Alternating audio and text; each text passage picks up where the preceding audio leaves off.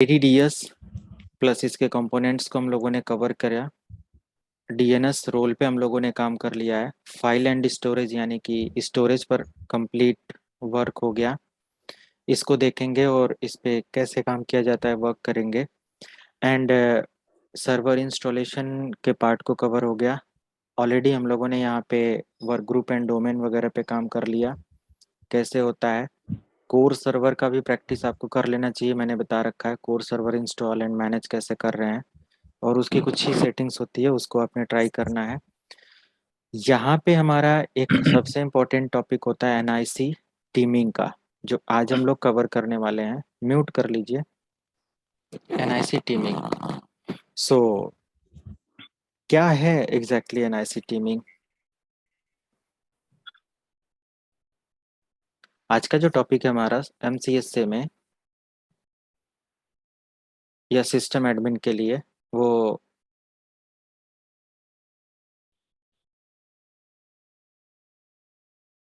NIC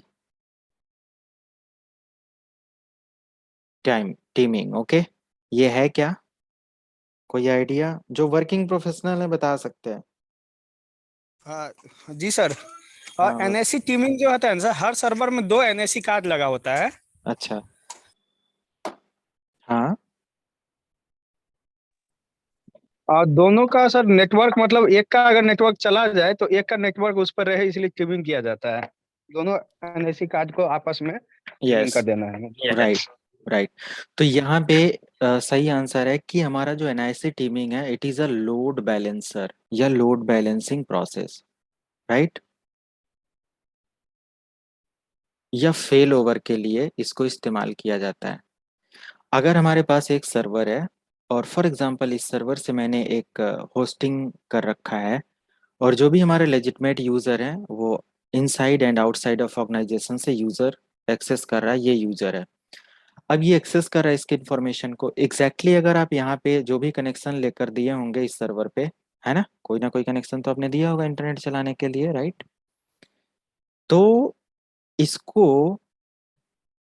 वो particular internet connection अगर single line पे आपने ले रखा है या इसका एक सिंगल NIC ही काम कर रहा है, और इन केस वो NIC डाउन हो जाता है, वो कनेक्शन डाउन हो जाता है। अब मान लिया एक ही NIC लगा हुआ है जो कि 1 Gbps की स्पीड से चल रहा है।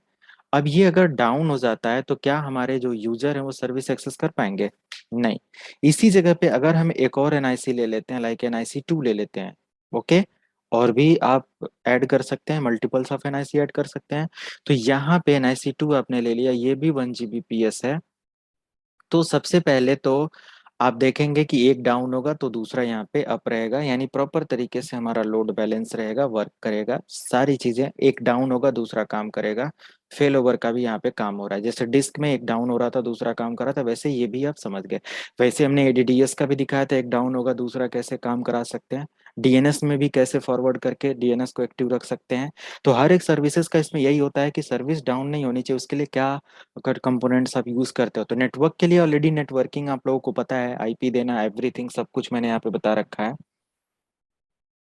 ओके, ये सारी चीजें। तो हम लोग यहाँ पे दो NIC कार्ड हमारे सर्वर पे रहेगा, और कोई भी सर्विस फिर आप यहाँ से NIC टीमिंग के थ्रू एक्सेस करा सकते हैं। मिनिमम दो NIC कार्ड का होना जरूरी है। अब यहाँ पे एक चीज और, NIC 1 प्लस सर एन आई दो सी से टू ज्यादा भी रह सकता है क्या? हाँ, एन आई और सी टू ये अदर को एक मतलब कि स्टैंड बाय के रूप में रहता होगा। नहीं, स्टैंड बाई का कॉन्सेप्ट अलग है, ठीक है। दोनों काम करते हैं एक साथ। तो यहाँ पे NIC 1 NIC 2 जो है 1 GB और 1 GB का मिला के टोटल आपको कितना GB का थ्रोपुट देगा? 2 GB। क्यों? क्यों दीपक, सही है। 2 Gbps सही का है ये सर। आउटपुट या थ्रोपुट यहाँ पे दिखाता है। ये लाइव हम लोग देखेंगे अभी कि 1 GB प्लस 1 GB का कैसे थ्रोपुट 2 GB का यहाँ पे एक सिंगल वर्चुअल NIC दिखाएगा, ठीक है। सर तो दोनों एक साथ कैसे काम करेगा? एक करेगा तब ना, एक लोड बैलेंसिंग के लिए स्टैंड बाय में रहेगा। अरे आशुतोष सर, हाँ। अगर लोड बैलेंसिंग की बात कर रहे हो तो हॉट स्टैंड बाई और एक्टिव स्टैंड बाई में, या स्टैंड बाई या एक्टिव स्टैंड बाई में, मतलब पहले समझो। एक बंदा है, ठीक है, इसके सर पे 50 किलो का वजन रख दिया, ये उठा ले रहा है।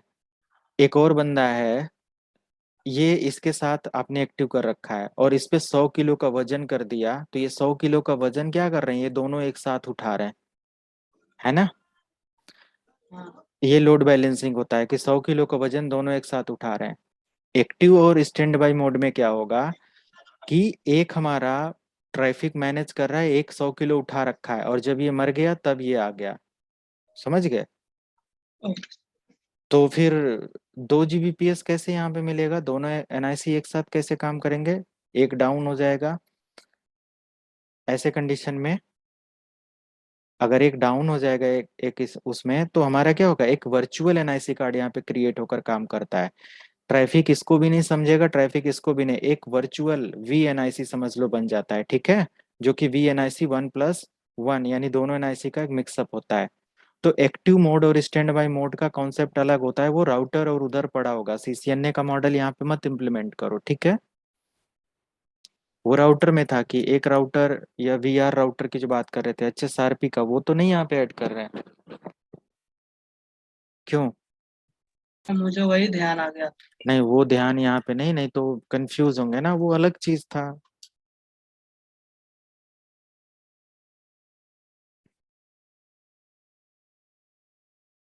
तो हम यहाँ पे 2 एनआईसी कार्ड सबसे पहले अपने पीसी पे ऐड करते हैं। 2 एनआईसी कार्ड के लिए हम वर्चुअली यहाँ से ऐड कर लेंगे। हमारे पास एक एनआईसी 2 एनआईसी ऑलरेडी है, ठीक है। तो दोनों एनआईसी कार्ड को हम यहाँ से लाइव कर लेते हैं और चेक करते हैं।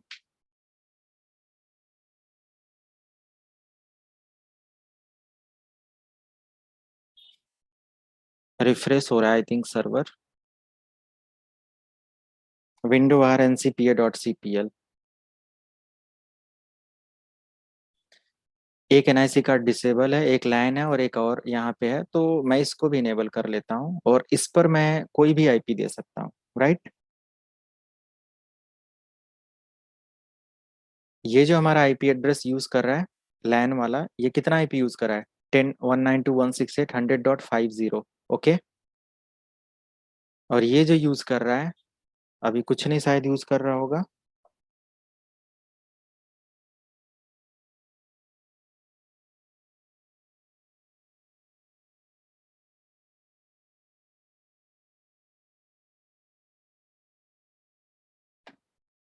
यहाँ पे टीसीपी आईपी और एक दूसरी आईपी दे देते हैं जो कि 192.168 और 100.220। गेटवे दे देते हैं 192.168.100.1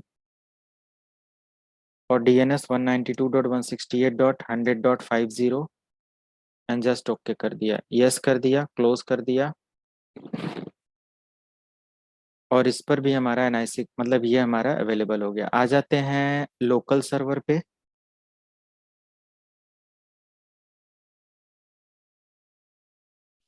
लोकल सर्वर पे आने के बाद यहाँ पे देखो हमारा IPv6 भी इनेबल है, तो इसकी ज़रूरत नहीं है, मुझे IPv6 हटा देना है। रिफ्रेश किया, अभी यहाँ पे हमारे सर्वर पे 2 आईपी है, एक 50 है और एक 220 है। यहाँ तक ऐड करने में एनआईसी कार्ड को और आईपी देने में कोई दिक्कत किसी को, आसानी से ऐड कर लेंगे यहाँ तक। सर सेम क्लास का होना किस चाहिए आईपी के। 2 नेटवर्क है तो 2 नेटवर्क दे देना, डिफरेंट एड्रेस होना चाहिए, ठीक है, सेम क्लास हो डिफरेंट क्लास हो जो भी है, ठीक है। Different okay. आईएसपी है तो वो भी कर सकते हो, डजेंट मैटर। तो मिस्टर दीपक, आपके वहाँ क्या यूज किया गया है, सेम नेटवर्क या 2 आईएसपी यूज किया गया है। सर मालूम नहीं, हम लोग तो विंडो 2008 8.2 पे काम करते हैं सर। हाँ, तो हम लोग का यहाँ तो सर एक आईपी प्रोवाइड है, एक आईपी डालते हैं, सर्वर चल रहा है। जब हम लोग एनआईसी हम खुद ही करते हैं, यहाँ एनआईसी टीमिंग और किसी को पता नहीं, सर्वर इंजीनियर चला गया। तो हम लोग जब एनआईसी टीमिंग करते हैं सर, तो वहाँ जो आईपी नेटवर्क वाला लाइन ड्राइवर में जो रहता है, वो एनआईसी टीमिंग करने के बाद उसमें पुट कर देते हैं, और वो तो ऑटोमेटिक डिसेबल हो जाता है और काम करने लगता है सर। तो देखिए मैं समझा रहा हूँ, अगर हमारे सर्वर पे या हमारा जो वेब सर्वर है ये एक्सेस होता है, अभी देखो पूरा कॉन्सेप्ट पहले पूरा पढ़ लो, देख लो, मैं पूरा थियरी पढ़ा दे रहा हूँ, बीच बीच में क्वेरी जो करते रहते हो ना, मैं क्या कह रहा हूँ कि अगर मुझे पूरा टॉपिक पढ़ा लेने देंगे और एक्सप्लेन कर मतलब प्रैक्टिकल करा लेने देंगे, तो जो डाउट है ना एक ही क्लास की देना है या कौन सी आईपी एक्सेस होगी, ये सब क्लियर हो जाएगा, है ना। मतलब आगे की क्वेरी बीच में ही पूछ लेते हैं। तो पेशेंस, बिल्कुल धैर्य रखो अच्छा होता है पेशेंस रखना। यहाँ पे हम लोग आ जाते हैं और एक लैब समझो पहले कि हम क्लाइंट मशीन पे विंडोज 10 से अपने इस वेब सर्वर को एक्सेस करते हैं, जो कि है www.sekholive.com, और मैंने इस पर होस्ट कर रखा है। अब वेब होस्टिंग में ऐड कर देता आईआईएस की सर्विस ऐड करके, बट अभी नहीं समझेंगे, एफटीपी वगैरह ऐड करना मैं आगे दिखा दूंगा। बट सोचो कि अगर विंडोज 10 सर्वर आईपी हमारे सर्वर को पिंग करता है कौन सी आईपी पे, 192.168.100.50 पे, www.sekholive.com एक्सेस करता है इसको। तो ये अगर अचानक डाउन हो जाए तो यूजर क्या हो जाएगा, डिस्कनेक्ट हो जाएगा। क्लियर। फिर यहाँ पे मैंने क्या किया, इस चीज को या इस फेलोवर को मैनेज करने के लिए मैंने यहाँ पे एक और आईपी ले लिया। अब या तो दो आईपी अगर आपने दे रखा है, एक मान लिया कि एयरटेल की आईपी है और एक अनदर आईएसपी की आईपी है, ये एक मान लिया कि एक्स वाई जेड का है और एक एबीसी का है। अब एक्स वाई जेड अगर डाउन हो गया तो एबीसी की आईपी फिर इनको बताना पड़ेगा, है कि नहीं। यूजर को तो पूरी इन्फॉर्मेशन देना पड़ेगा, सारे क्लाइंट को और सभी लोगों को। जैसा कि अभी इन्होंने बताया कि हम लोग क्या करते हैं, एक डाउन होता है तो एक को ऐसे कुछ कर लेते हैं, क्या बोला इन्होंने, है ना, ऐसे कुछ, तो ये मैनेज कर देते हैं। तो यहाँ पे कैसे इसको पता चलेगा कि दूसरी आईपी है, नहीं पता चलेगा ना।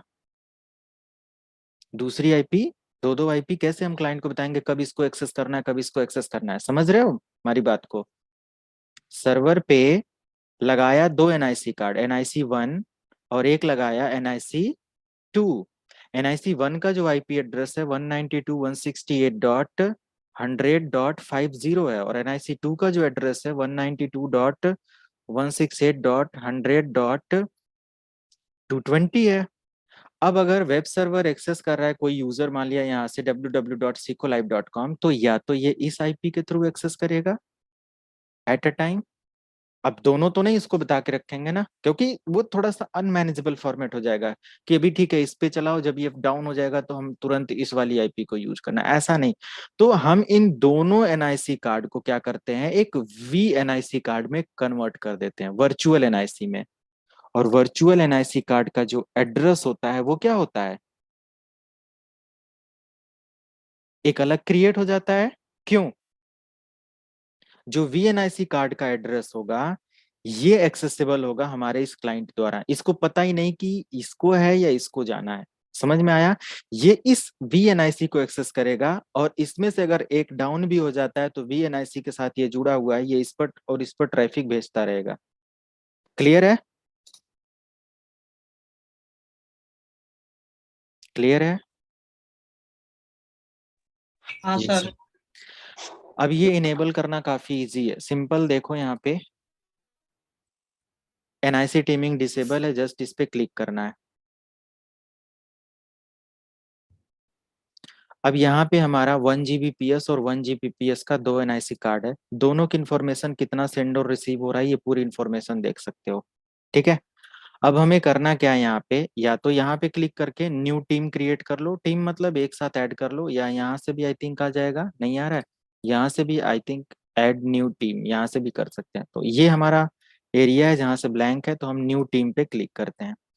न्यू टीम पे क्लिक करने के बाद मैं यहाँ पे जो भी नाम देना चाहता हूँ दे सकता हूँ। मान लिया मेरा वेबसाइट चल रहा है तो मैं वेबसाइट ऐड कर दिया, और जस्ट यहाँ से इस एनआईसी कार्ड को और इस एनआईसी कार्ड को ऐड कर लिया। दोनों को ऐड करने के बाद आप जस्ट ओके कर देंगे, लेकिन यहाँ पे कुछ सेटिंग्स है जो कि थोड़ा सा चेंज करना है, बाकी कहीं कुछ नहीं करना है।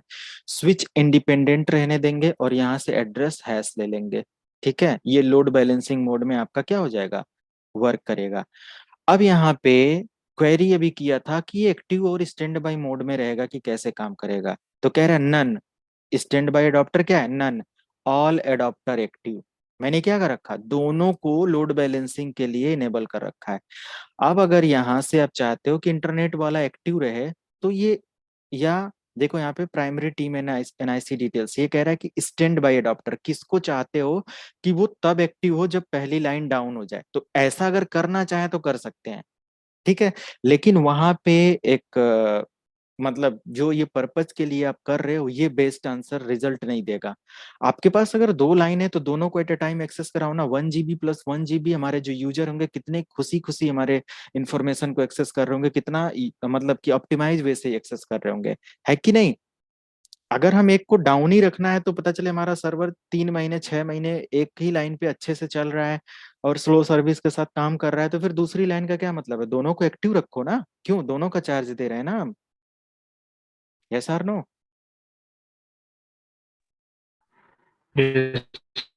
तो हम यहाँ से नन कर रखेंगे, कोई चेंजेस नहीं करेंगे, और ये हमारा वी लैन एक क्रिएट हो जाएगा वेबसाइट के लिए, एंड जस्ट यहाँ से आपको कर देना ओके।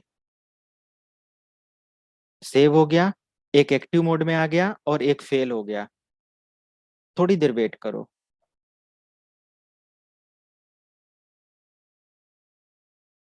थोड़ी देर वेट करो।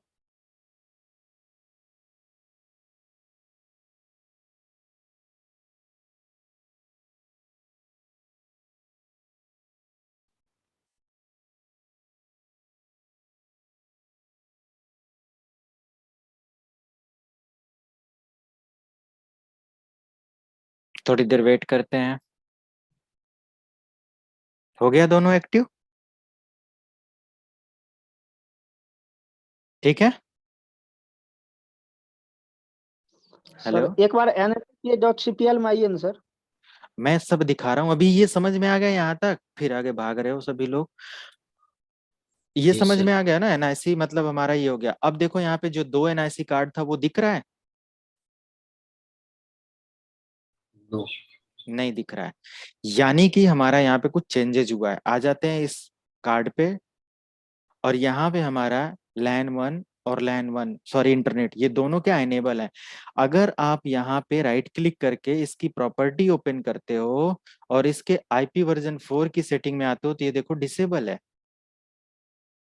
देख रहे हो ना यहाँ पे? इसमें कोई चेंजेस नहीं आप कर सकते। यहाँ पे क्लिक करके इसकी प्रॉपर्टी में आते हैं तो कह रहा है in order to continue TCP IP you must install and enable a network adapter card. मतलब ये एक पॉलिसी के साथ क्या हो गया है? कनेक्ट हो गया है। आप इस पे कोई चेंजेस अभी इधर दोनों पे नहीं कर सकते। ये एक्टिव हो गया सीखोलाइव.com पूरी तरीके से। ये VNIC वर्चुअल एनआईसी देख रहे हो ना। Microsoft network adapter multiplexer driver यहाँ पे एक काम करने लगा। राइट क्लिक करके इसका स्टेटस चेक करेंगे और इसकी आईपी चेक करेंगे तो यहाँ पे एक आईपी यहाँ पे जनरेट हुआ है जो कि आप देख सकते हो 192.168.217.148। अब ये आईपी यहाँ पे जनरेट हुआ है। क्वेरी क्या था कि क्या आईपी दे सकते हैं? अब भाई जो भी आईपी देना चाहते हो दे दो। यहाँ पे हमारा जो मॉडेम है, जो हमारा राउटर है, या जहाँ से इंटरनेट कनेक्शन मैं यूज कर रहा हूँ उसके थ्रू यहाँ पे इंटरनेट अभी चल रहा है और देख सकते हो इंटरनेट एक्सेसिबल है ना।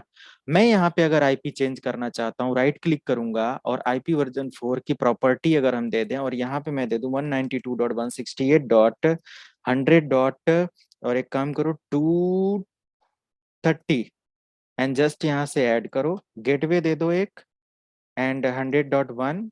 और जो कि मैं नेटवर्क अपना ही यूज कर ले रहा हूँ, या डिफरेंट करना है कर सकते हैं। राउटिंग वगैरह करने आनी चाहिए। जब दूसरी आईपी की आप लोग बात करते हो ना तो राउटिंग के बारे में पढ़ो थोड़ा सा, है ना। जो सीसीएनए का पार्ट है राउटिंग स्विचिंग ये सब थोड़ा समझिए, तब समझ में आएगा। डिफरेंट आईपी अगर आप ऐसे ही चेंज करेंगे तो कम्युनिकेशन फेल हो जाएगा। उसके लिए रूट कराना पड़ता है पैकेट्स, मतलब एक दूसरे नेटवर्क को।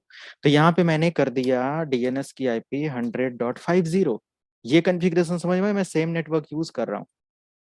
ओके एंड जस्ट क्लोज, और यहाँ पे हमारा आईपी एड्रेस अवेलेबल हो गया। आ जाते हैं, ये ncpa.cpl ही चलाया है मिस्टर दीपक, क्लियर हो गया। जी सर। आईपी कॉन्फ़िग ऐड किया, हमारा आईपी एड्रेस एक ही दिखा रहा है 192.168.100.230। अब अगर कोई रिक्वेस्ट हमारा या विंडोज 10 हमारे इस सर्वर को पिंग करेगा बाहर से तो ना ही ये 220 वाली आईपी को पिंग कर रहा है, ना ही ये 50 वाली आईपी को पिंग कर रहा है। ये किसको पिंग करेगा?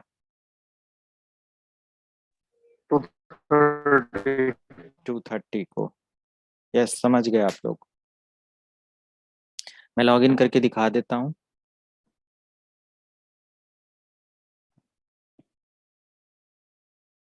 कोई बार बार कनेक्ट डिस्कनेक्ट हो रहा है, क्यों? 2008 में तो सर एनएससी का ऑप्शन भी नहीं देता है ट्यूनिंग करने का।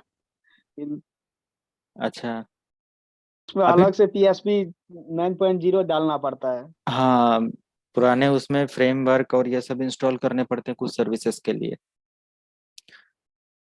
अब ये विंडोज एक्सपायर सून ऑप्शन मैसेज आ रहा है, कोई दिक्कत नहीं है। विंडो आर CMD 2008 सर्वर पढ़ना है तो 2 वीडियो मैंने बनाया पूरा 2008 सर्वर पे, किसी को पढ़ना है तो यूज कर लें। कंपनी में भी 20 आप सबसे लेटेस्ट पढ़ रहे हो है ना, आपको ये कंपनी में भी आगे चल के मिलेगा। अगर ये सर्वर पढ़ रहे हैं ना तो 12, 16, 19, 2022 चारों सर्वर पे आपको काम करने में सेम इंटरफेस मिलेगा, कोई दिक्कत नहीं होगी। बट 2008 पर आप जाएंगे ना R2 के साथ, तो उसका थोड़ा सा डिफरेंस देखने को मिलेगा। अगर वो चाहिए तो मैं अभी ग्रुप में मैसेज डाल दूंगा। 2008 आप पूरा वहां से सर्विसेज कैसे मैनेज करी जाती हैं देख सकते हैं। 10.0, सॉरी मैं 10.0 क्यों लिख रहा, 192.168.100.230 एंटर रिप्लाई आ रहा है। क्या हम जो आईपी थी 220 से रिप्लाई आएगा? अनरिचेबल। 50 से आईपी रिप्लाई लेगा? Yes sir. यस सर, नहीं लेगा। और हमारा जो VNIC मतलब बना है वही बस वर्क कर रहा है। अब कॉन्सेप्ट पूरी तरीके से क्लियर है सभी का। एक काम यहाँ पे और देखो, ये जो स्पीड है इसका आप देखेंगे स्टेटस में तो ये कितना MBPS दिखा रहा है, 1 Gbps। बट ये जो कार्ड बना हुआ है ना, इसका स्टेटस जरा चेक करो, 2 Gbps। क्लियर है? ये दोनों का मिला के हो गया ना सर 2 GB? हाँ, ओके। तो इस तरीके से होता है NIC टीमिंग लोड बैलेंसिंग का काम। ओके, वर्क ग्रुप ज्वाइन करना मैंने बता ही दिया, वर्क ग्रुप कैसे ज्वाइन करना। अब एक काम करते हैं, इस चीज को हटाते हैं। सबसे पहले हम यहाँ पे एक एक करके, जैसे यहाँ पे जो भी है आप इसको डिसेबल करो, या सिंपल ये जो ऑप्शन है इंडिपेंडेंट जो ये हुआ है इसको जस्ट आप यहाँ से डिलीट कर दो। और डिलीट टीम करेंगे, थोड़ी देर वेट करेंगे और ये दोनों एक्टिव हो जाएंगे। और यहाँ से आपका जब रिफ्रेश होगा तो दोनों NIC कार्ड अलग अलग फिर एक्टिव हो जाएंगे। हो गया? और फिर हम क्या करते हैं, यहाँ से एक NIC कार्ड जो कि लैन के लिए, एक इंटरनेट के लिए जो है, इसको डिसेबल कर देते हैं। अब यहाँ से एक बार रिफ्रेश कर लेते हैं, एक हो गया डिसेबल हमारा 50। प्राइमरी सर्वर जैसा काम करता था वैसा काम करना स्टार्ट कर देगा। क्लियर है सभी को? Yes sir. ओके, नेक्स्ट हम लोग यहाँ पे DHCP सर्वर के बारे में पढ़ते हैं। DHCP क्या है, कैसे फंक्शन करता है। तो DHCP काफ़ी इजी चैप्टर है और सबसे इंटरेस्टिंग सबके लिए ये रहता है क्योंकि काफ़ी आसान है इसका कॉन्फ़िगरेशन। DHCP के बारे में आप लोगों को पता भी होगा, क्या फंक्शन करता है, क्या काम करता है, क्या वर्क करता है। ऑटोमेटिक आईपी स्कैन करता है, डायनेमिक यस, ऑटोमेटिक सर ये आईपी प्रोवाइड कराता है। Dynamic host. प्रोवाइड ऑटोमेटिक और डायनेमिक IP एड्रेस। ओके,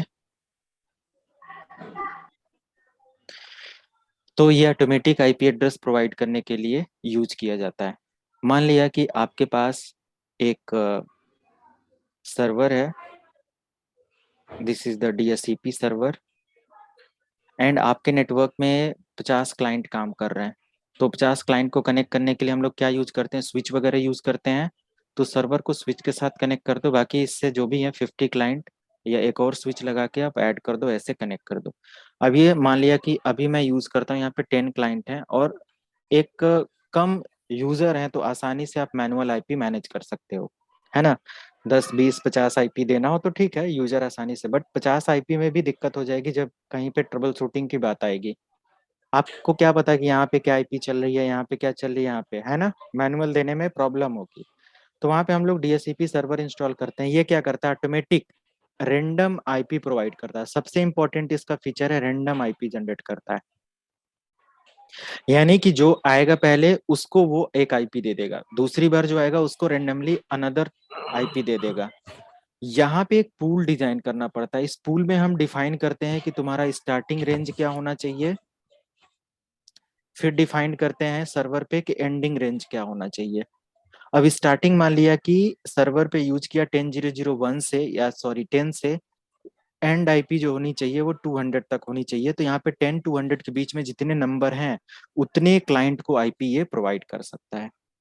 तो ये डिफाइन करते हैं। तो जो रेंडम आईपी मिलेगी, पहला क्लाइंट जो आएगा उसको 10 मिलेगा, दूसरा आएगा उसको 11 मिलेगा, 12 मिलेगा, 13 मिलेगा। अब मान लिया कोई क्लाइंट शट डाउन हो जाता है तो शट डाउन हो जाएगा, ये आईपी थोड़े समय के बाद क्या हो जाएगा, फ्री कर देगा हमारा server. Okay, and yes sir. Free जब कर लेगा तो दूसरा अगर कोई क्लाइंट आएगा तो वो फ्री आईपी जो होगी उसको दे देगा, है कि नहीं। काफी आसानी से मैनेज करेगा, राइट। तो डीएससीपी का फंक्शन इस तरीके से होता है। डीएससीपी जो अपना एक्नॉलेजमेंट या पैकेट सेंड करता है, डोरा प्रोसेस पर करता है। ओके, डोरा स्टैंड फॉर क्या होता है, discover offer request acknowledge. Yes. मान लिया कि ये हमारे पास एक सर्वर है और हमने यहाँ पे एक क्लाइंट ले रखा है, ये हमारा क्लाइंट है। इन दोनों के बीच में जो डीएससीपी पैकेट से या डीएससीपी आईपी एड्रेस प्रोवाइड करता है, यहाँ पे डोरा प्रोसेस के बिहाफ पर ये फंक्शन करता है। डीएससीपी 67/68 नंबर पोर्ट यूज करता है एंड डायनेमिक आईपी एलोकेशन का काम करता है। जो हमारा सर्वर है, इन दोनों के बीच में ये जो 4 कॉन्सेप्ट है, DORA, ये चारों वर्क करता है, तब जाकर एक आईपी हमारे सर्वर को क्या मिलता है, सर्वर से हमारे क्लाइंट को मिलता है। सबसे पहला जो प्रोसेस है डी का, स्टैंड फॉर डिस्कवर, यानी कि यहाँ पे हमारा डिस्कवरी प्रोसेस होता है। क्लाइंट डिस्कवर करता है और सर्वर के पास रिक्वेस्ट डालता है कि जैसे ही आप यहाँ पे ऑप्टेन आईपी करते हो या ऑटोमेटिक आईपी पे क्रिएट करते हो, एक रिक्वेस्ट यहाँ से, मतलब एक डिस्कवरी प्रोसेस स्टार्ट होता है। ये सर्च करता है कहीं सर्वर है क्या डीएससीपी जिसको मुझे आईपी चाहिए। ये करते कहाँ से हैं आप, जैसे मैं यहाँ पे दिखाऊं, विंडोज 10 की मशीन पे, window R ncpa.cpl, and just मैं यहाँ पे एंटर करूँ, एंड यहाँ पे लैन आईपी है। मैं इसको प्रॉपर्टी ओपन करता हूँ, ऑथेंटिकेशन पूछेगा तो मैं यहाँ से एडमिनिस्ट्रेटर का ऑथेंटिकेशन दे देता हूँ, एंड जस्ट मैं यहाँ पे पासवर्ड दिया। लॉगिन करने के बाद इसकी प्रॉपर्टी ओपन करते हैं और यहाँ पे आईपी वर्जन 4, और देखो यहाँ पे ऑप्टेन आईपी बस आपको कर लेना है। ऑप्टेन आईपी करते ही ये पहला मैसेज जनरेट करेगा डिस्कवर का, एंड फिर यहाँ पे आपका जो सर्वर है ये क्या करेगा, ऑफर करेगा। अगर डीएससीपी सर्वर के पास रिक्वेस्ट जाती है तो सेकेंड प्रोसेस यहाँ पे ऑफर का होता है। यानी कि अगर हमारे सर्वर के पास, जैसे एक सिंपल सा प्रोसेस है कि हमें मान लिया कि चाय चाहिए, तो हम दुकान वाले के पास जाएंगे, या दुकान वाला हमारे वहां आता है, वो नहीं ना ढूंढता है ना, मतलब हमें डिस्कवर करना पड़ता है ये मिलेगा कहाँ पे। जब हम जाते हैं तो वो दुकान वाला भी उसके तरफ भी डिस्कवरी चलता है ना, वो भी अगल बगल देखता है कौन आ रहा है, कौन आ रहा है, कौन आ रहा है, पूरी तरीके से, है ना। तो जब हम जाएंगे तो उससे बोलेंगे हाँ चाय की दुकान मिल गई, मतलब डीएससीपी सर्वर मिल गया। फिर बोलेंगे, ये ऑफर करेगा, जब हम उससे पूछेंगे चाय की दुकान, हाँ, मतलब ओके, दो प्रोसेस कंप्लीट है। फिर हम यहाँ से क्या करेंगे, एक रिक्वेस्ट मैसेज हमारा क्लाइंट देता है कि I want an IP address.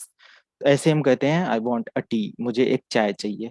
तो ये क्या करता है, अगर इसके पास चाय है, मतलब दुकान वाले के पास चाय है तो देगा, नहीं है तो बोलेगा वेट करो बनाना पड़ेगा, है कि नहीं, तब तक बैठ के समोसे खा सकते हो।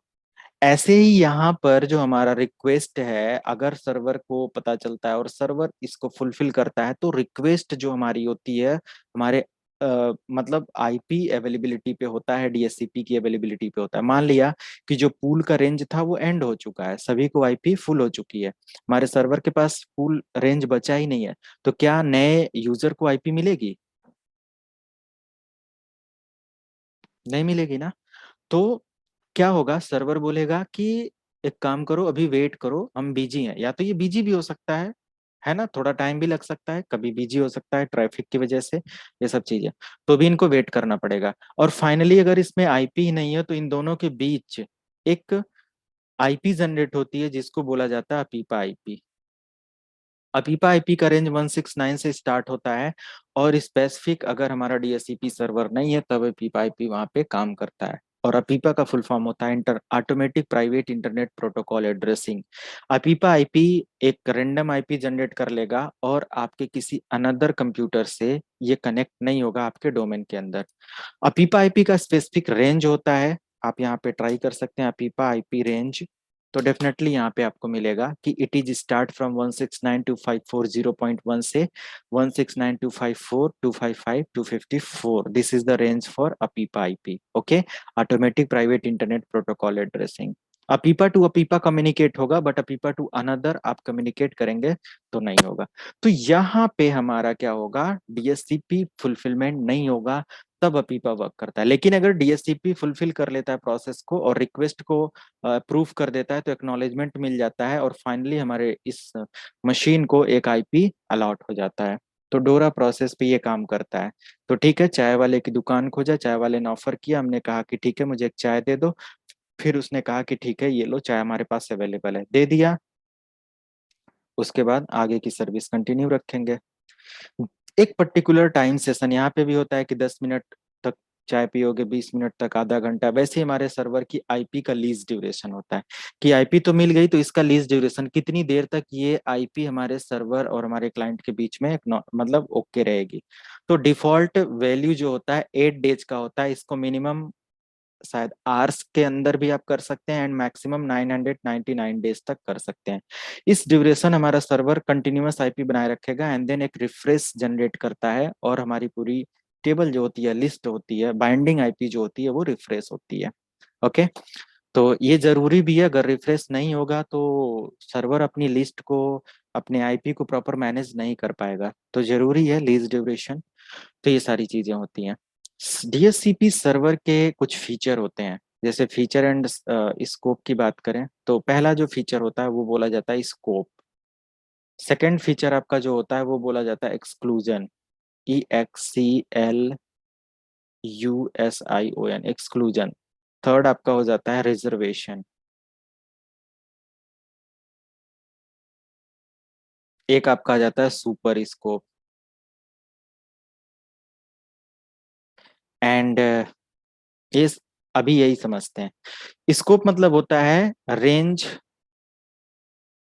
आईपी रेंज, ठीक है, फॉर आईपी, कि कितने लोगों को आईपी देना है, उस हिसाब से रेंज प्लान करते हैं। एक्सक्लूजन में मान लिया कि आपने आईपी देना है 20 लोगों को, बट आपने सर्वर से आईपी रेंज दे रखा है 10.0.0.10 से लेके 40 तक, तो कितने लोगों को आईपी मिल रहा है यहाँ पे, 30 लोगों को आई थिंक। तो ये आईपी यहाँ पे 10 आईपी का क्या है, एक्स्ट्रा रेंज है। इस 10 आईपी को आप क्या कर सकते हो, एक्सक्लूड कर सकते हो। एक्सक्लूड मतलब टू एक्सक्लूड और hide extra IP, hide IP. ये हाइड करने का मतलब डीएससीपी सर्वर इन आईपीस को किसी भी क्लाइंट को अलॉट नहीं करेगा। आप इन आईपी को मैन्युअली किसी भी मशीन पर अप्लाई कर देंगे, काम करेगा। ठीक है, आप इस आईपी को कभी भी रिलीज करना चाहते हैं, डिलीट कर देंगे, तो पूल पूरी तरीके से फिर से काम करने लगेगा, मे भी कभी क्लाइंट बढ़ते हैं तो। So is it clear to everyone?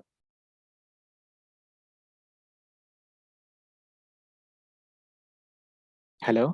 Yes sir. Okay, so reservation, reservation मतलब स्पेसिफिक, जैसे कोई एडमिन पीसी है कंपनी के अंदर, कोई एडमिनिस्ट्रेटर या बॉस का पीसी हो सकता है, या मैनेजर का पीसी, एचआर का पीसी है, ऐसे कुछ पीसी हैं जिनको आप चाहते हो कि भाई तुम एक काम करो, ये तुम्हारे पे एक आईपी असाइन हो जा रहा है, और ये आईपी बदलेगी नहीं, क्योंकि एडमिन पीसी और इसकी आईपी बदलती रहेगी तो कैसे कोई एक्सेस करेगा। तो स्पेसिफिक पीसी को एक पर्टिकुलर आईपी रिजर्व करने के लिए हम रिजर्वेशन टूल का यूज करते हैं, जो कि डीएससीपी के अंदर प्रेजेंट होता है। रिजर्वेशन करने के लिए हमें एक आईपी प्लस एक मैक एड्रेस की जरूरत होती है। तो आईपी हमारे डीएससीपी सर्वर की रेंज में पता ही है क्या है, प्लस मैक एड्रेस हम जिस क्लाइंट के लिए रिजर्व रिजर्व करना चाहते हैं उससे ले लेंगे। ऐसे समझो ट्रेन का टिकट आप रिजर्वेशन करने जाते हो, फ्लाइट का या ट्रेन का जो कुछ भी है, तो अब क्या करते हो, उसको अपना कार्ड देते हो, आधार कार्ड या जो कुछ भी है, एक अप्रूवल के लिए फिजिकल एड्रेस। तो वो आपका एक रिजर्वेशन करके देता है कि ये सीट नंबर, ये सब कुछ है, ये तुम्हारा नाम है, तुम्हारा एड्रेस है, ये इसीलिए मतलब इसी जब ये इस सेशन से इस सेशन तक तुम्हारे लिए है। उसके बाद ये सीट दूसरे की हो जाएगी, है ना, एक पर्टिकुलर टाइम ड्यूरेशन पे है। अगर दोबारा से रिजर्वेशन करना है तो सेम वही सीट, अगर दोबारा से पे करके रिजर्व करना है तो प्री बुक कर सकते हो, सारी चीजें, है ना, तो फिर कोई नहीं आएगा। तो ऐसे लीज ड्यूरेशन पे ये सारी चीजें भी करती हैं। सुपर स्कोप के अंदर क्या होता है कि आप जैसे कंपनी में आपका एक नेटवर्क चल रहा है तो उसका एक आईपी रेंज आपने दे दिया, दो नेटवर्क चल रहा है N2 उसका भी आईपी रेंज। तो ये सभी को एक प्रॉपर मॉनिटर करने के लिए, और मतलब अलग अलग ना दिखे इन सब चीजों के लिए, एक सुपर स्कोप बना सकते हैं। सुपर स्कोप बाइंड करता है या एक तरीके का कंटेनर होता है आपके मल्टीपल स्कोप का। ओके सकते हैं वैसे। मेरा यहाँ पे ऑटोमेटिक एक राउटर मॉडेम से आईपी मिल रही है ट्रांसलेटेड, तो मुझे उसको थोड़ा सा चेंज करना पड़ेगा। और मैं कैसे कर रहा है यहाँ पे देख सकते हैं। VMware में अगर इस सर्वर से डायनेमिक आईपी इस क्लाइंट मशीन विंडोज 10 को दिलाना है, तो हम यहाँ पे एक छोटी सी सेटिंग करने जा रहे हैं। ये आउट ऑफ सर्वर का स्लैब पार्ट है, डीएससीपी का पार्ट नहीं है, नहीं तो वहाँ पे इसको भी ढूंढने लगे आप। समझ में आया ना?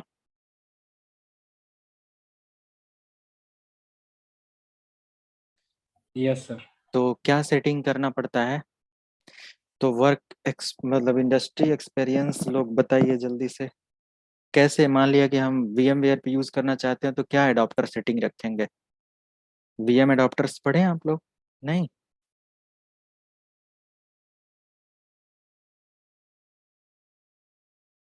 ओके। तो देखो सबसे पहले ये जो VM लिखा हुआ है ना, इस पे आना है, क्योंकि मैं सर्वर की सेटिंग नहीं कर रहा, VM की सेटिंग, तो इसकी सेटिंग्स जस्ट यहाँ पे ओपन कर लेंगे। या तो फिर यहाँ पे देखो एडिट वाले ऑप्शन पे आ जाओ और वर्चुअल नेटवर्क एडिटर जो है इसको यूज करो। थोड़ी देर ये ऐसे घूमेगा और फिर एक सेटिंग ऐसे ओपन कर लेगा। यहाँ पे आपको VMNet 8 पर आना है, या जो भी यहाँ पे सेटिंग है आप इसका चेंज सेटिंग यहाँ पे करेंगे। ये दोनों में से कोई भी सेलेक्ट करो, डजेंट मैटर, ये वही दिखाएगा चेंज सेटिंग। थोड़ी देर बाद ये यस या नो का एक ऑप्शन पूछेगा, यस कर देंगे। फिर से एक कंसोल ओपन करेगा जहाँ पे एडिटिंग के लिए आपको स्पेस मिल जाएगा। कह रहा है कि यहाँ पे जो आईपी मिल रही है VMNet 8 को ये लोकल डीएससीपी से डिस्ट्रीब्यूट हो रही है। तो हमें लोकल डीएससीपी से नहीं चाहिए, अब हम अपना डीएससीपी बनाने जा रहे हैं ना। Yes sir no? तो बस इसको मुझे यस सर। हटा देना है और इसको अप्लाई कर देना है। याद रहे VMNet 8 पर मैं यूज कर रहा हूँ ये कॉन्सेप्ट। अप्लाई, अप्लाई करने पे ये सब कुछ रीसेट कर देगा, सारी आईपी जो पहले से मिल उल रही होगी। तो हमने मैनुअल आईपी दिया है तो हमारा आईपी नहीं बदलेगा, बट हमारे मॉडेम से आईपी इसको नहीं मिलेगी। ओके कर दिया, हो गया काम।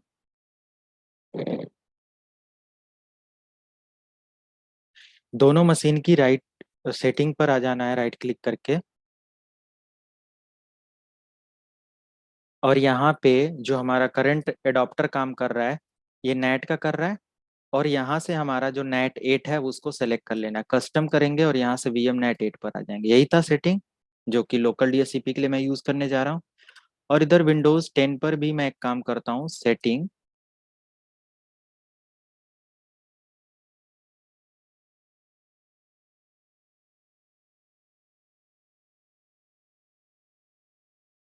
ठीक है, अब बस हमारा काम हो गया। आ जाते हैं सर्वर पे, लॉगिन करते हैं।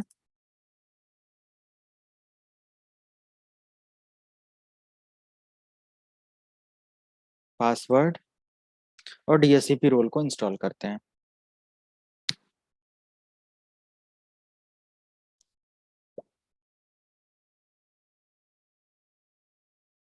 रोल का इंस्टॉलेशन सिमिलर है। DSCP सेलेक्ट करके जस्ट नेक्स्ट करेंगे और रीस्टार्ट करना होगा तो कर लेंगे, बट DSCP के लिए जरूरी नहीं है, इंस्टॉल कर देंगे।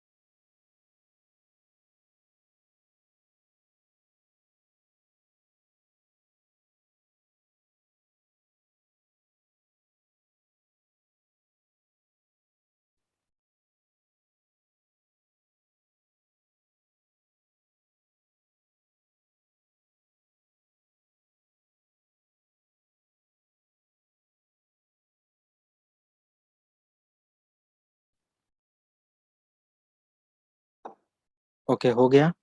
यहाँ पे एक ऑप्शन आ रहा है कंप्लीट DSCP कॉन्फ़िगरेशन, कंप्लीट करो एंड यहाँ से नेक्स्ट करके कमिट कर दो। क्लोज, क्लोज, हमारा DSCP हो गया। टूल्स में आ जाएंगे, DSCP को ओपन करेंगे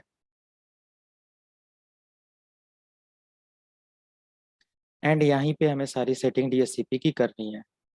अपने सर्वर को एक्सपेंड करना, आपको IP वर्जन 4 को एक्सपेंड करना है एंड राइट क्लिक करके न्यू स्कोप यहाँ से क्रिएट कर लेंगे।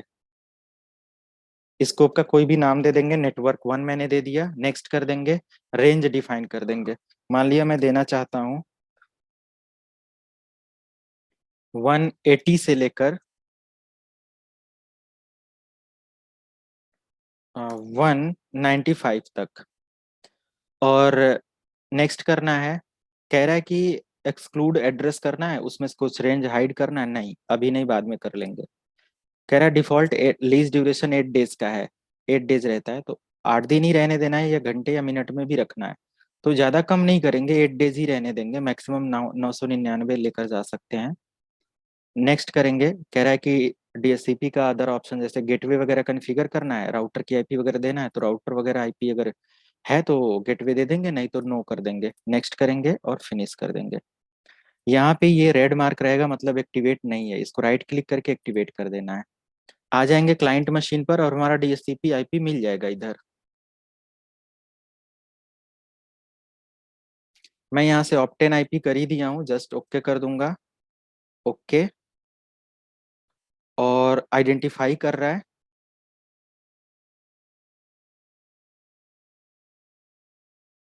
Window R CMD IP config, इसको 180 IP मिल गया ना DSCP से IP कॉन्फ़िग इस पे स्लैश ऑल करके देखो तो ये कह रहा है कि sequolive.com से, मतलब DNS है और हमारा DNS वर्क कर रहा है। सबनेट मास्क है, कह रहा है कि DSCP सर्वर जो है 50 है, 50 ही है, और इसको जो IP मिली हुई है वो भी आप IP कॉन्फ़िग से भी चेक किए हैं तो वो दिखा दिया है कि इसको 180 IP मिल गई है, तो कंफर्म हो गया। और हमारे DSCP सर्वर पे आके एड्रेस लीज के अंदर देखेंगे तो एक IP इस विंडोज मशीन को दिया जा चुका है। लीज के अंदर सारे मशीन का IP दिखाएगा जिसको जिसको IP मिली है। अब यही IP इस मशीन को रिजर्व करना है, राइट क्लिक करके ऐड टू रिजर्वेशन कर देंगे। तो यहाँ पे मैक एड्रेस भी इसका होगा, आप इसको इधर करके देख सकते हो, मैक एड्रेस यहाँ पे है। अगर मैक एड्रेस इसका हमें पता चल जाता है तो हम रिजर्वेशन में राइट क्लिक करके न्यू रिजर्वेशन, और यहाँ पे रिजर्वेशन नेम जो भी देना चाहते हैं, जो भी IP के लिए रिजर्व करना चाहते हैं 182, और उसका मैक एड्रेस ऐड करके रिजर्व कर देंगे, उसके लिए IP रिजर्व हो जाएगी। अब यहाँ पे बचता है कि मुझे 180 जो आईपी है, 180 से लेके 185 तक आईपी किसी को नहीं देना है। तो एड्रेस पूल के अंदर आएंगे और इसी पे राइट क्लिक करके न्यू एक्सक्लूजन रेंज बना लेंगे। मैं हाइड करना चाहता हूँ 100.180 से लेकर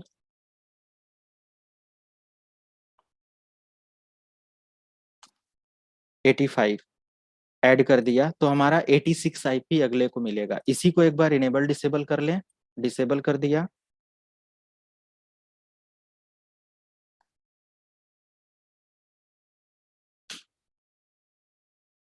इनेबल कर लेते हैं, दोबारा से आईपी जो इसको मिलेगी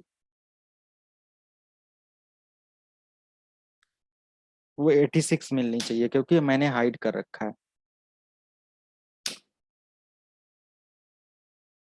आइडेंटिफाई करेगा थोड़ी देर में। सीएमडी आप ओपन करो, आईपी कॉन्फ़िग लिखो, एंटर करो, देखो 186 मिल गया। क्लियर है?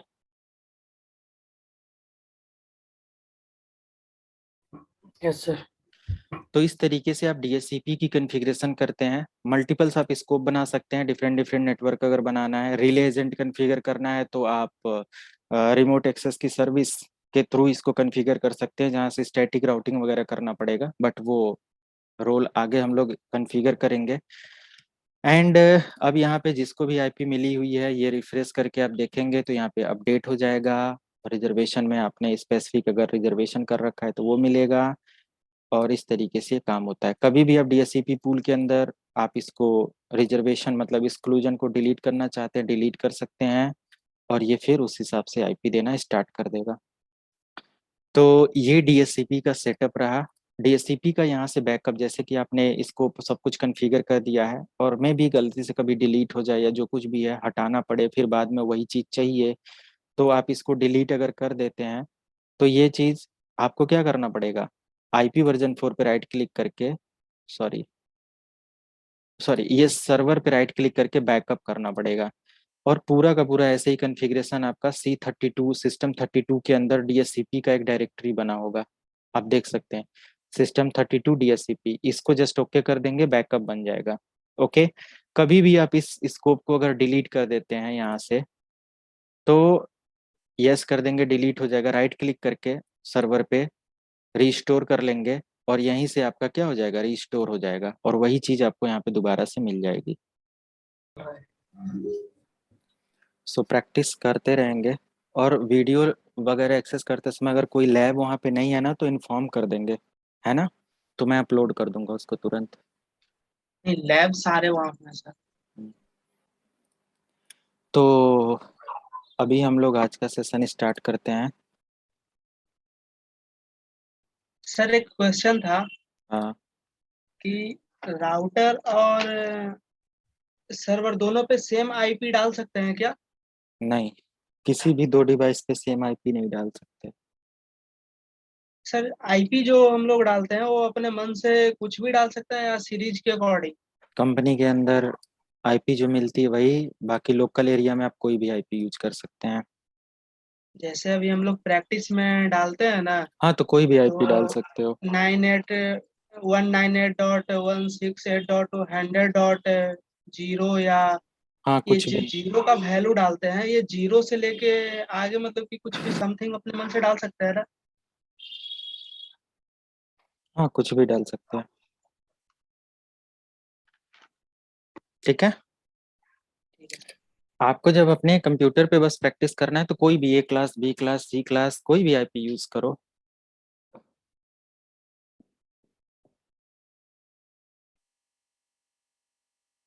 सर कंपनी आईपी बना के रखे रहती है क्या हर क्लाइंट खरीदते को हैं, प्रोवाइड?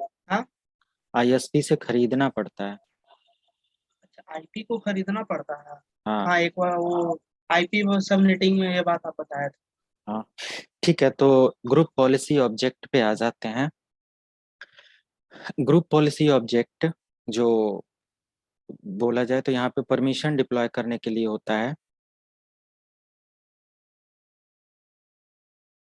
या रिस्ट्रिक्शंस के लिए होता है, for users, groups and computer. तो आप इन सब चीज़ों के लिए क्या करते हैं, पॉलिसी क्रिएट करते हैं। जैसे जो लोग वर्किंग में हैं उनको पता होगा कि कभी कभी क्लाइंट को कोई एप्लीकेशन रिस्ट्रिक्ट कर दिया जाता है कि यूज़ नहीं कर सकते सर्वर से ही। कभी कोई एप्लीकेशन इंस्टॉल करा दिया जाता है कि सर्वर जैसे वो लॉगिन करेंगे उनको इंस्टॉल मिलेगा, है ना। ये सारी चीज़ें देखने को मिला होगा। हम तो परमिशन देते हैं सर, एक दो, उतना तुमको नहीं पता लेकिन देते हैं हाँ, कुछ। तो अभी यहाँ पे आप बनाना भी सीख जाएंगे। सॉफ्टवेयर डिप्लॉयमेंट कैसे होता है, मान लिया यूजर को लॉगिन अलाउ करना, डिनाई करना है, कोई भी, सभी कंपनी में जितने भी कंप्यूटर होते हैं सभी का एक ही वॉलपेपर डिप्लॉय हो जाता है, ये सारी चीजें कैसे होती हैं, राइट। तो इसको हम लोग देखते हैं यहाँ पे। आप सर और इसका किसी मतलब सारे कंप्यूटर पे एक ही वॉलपेपर? हाँ, कंपनी के अंदर ऐसा होता है ना, कंपनी के अंदर आप अपना पर्सनल वॉलपेपर नहीं लगा सकते हैं ना, बैंक में होता रिस्ट्रिक्टेड था, होता अधिकतर बैंक में ज्यादा होता है सर। है। हाँ, तो ये सारी चीजें होती हैं। कुछ भी यहाँ पे एप्लीकेशन ब्लॉक करना हुआ या कोई भी चीज आप अप्लाई कर सकते हैं। यहाँ पे हजारों पॉलिसीज हैं, आप अभी देख लेंगे। मैं दो चार छह पॉलिसी अपलोड करके दिखा देता हूँ, बाकी सेम प्रोसेस पे आप कोई भी अप्लाई कर सकते हैं। ओके, स्टोरेज वगैरह भी डिनाई करना चाहते हैं, पेन ड्राइव वगैरह ना यूज कर पाए यूजर, है ना, लॉगिन करते समय, तो वो सब वहाँ पे ब्लॉक हो जाता है, देख सकते हैं। तो यहाँ पे जब एक कंपनी प्रोफाइल क्रिएट करता है, एक एडमिनिस्ट्रेटर एक सर्वर पे, तो इसके अंदर यूजर बनाता है। आप चाहें तो एक यूजर पे पॉलिसी लगा सकते हैं। इसके अंदर ग्रुप्स बने होते हैं। आप चाहें तो मान लिया 10 यूजर का एक ग्रुप है, तो ग्रुप पे पॉलिसी अप्लाई करेंगे तो उसके अंदर जितने भी यूजर होंगे उन सभी पे पॉलिसी अप्लाई हो जाएगा। आप चाहते हैं कंटेनर पे पॉलिसी अप्लाई करना, जो कि ऑर्गेनाइजेशनल यूनिट मैंने बताया था, उस पर भी ये पॉलिसी अप्लाई कर सकते हैं। ठीक है। तो एक सिंगल यूजर पे अगर आप पॉलिसी अप्लाई करते हैं, कभी जरूरत पड़ती है तो डेफिनेटली वो भी कर सकते हैं। तो जीपीयू के लिए हम लोग यहाँ पे क्या क्या स्टेप फॉलो करेंगे और कैसे ये चीज इम्प्लीमेंट होता है, सभी लोग अनम्यूट कर लें, बहुत इंपॉर्टेंट लैब है।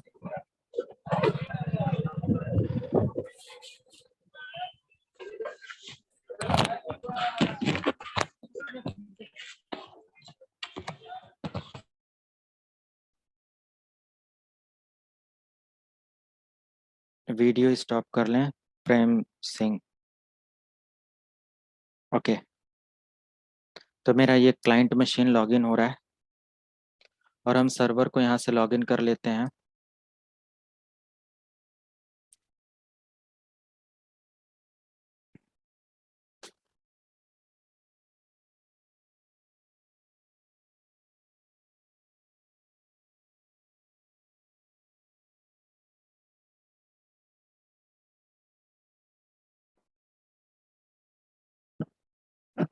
ओके, तो सर्वर मैनेजर ऑटोमेटिक ओपन होने देते हैं।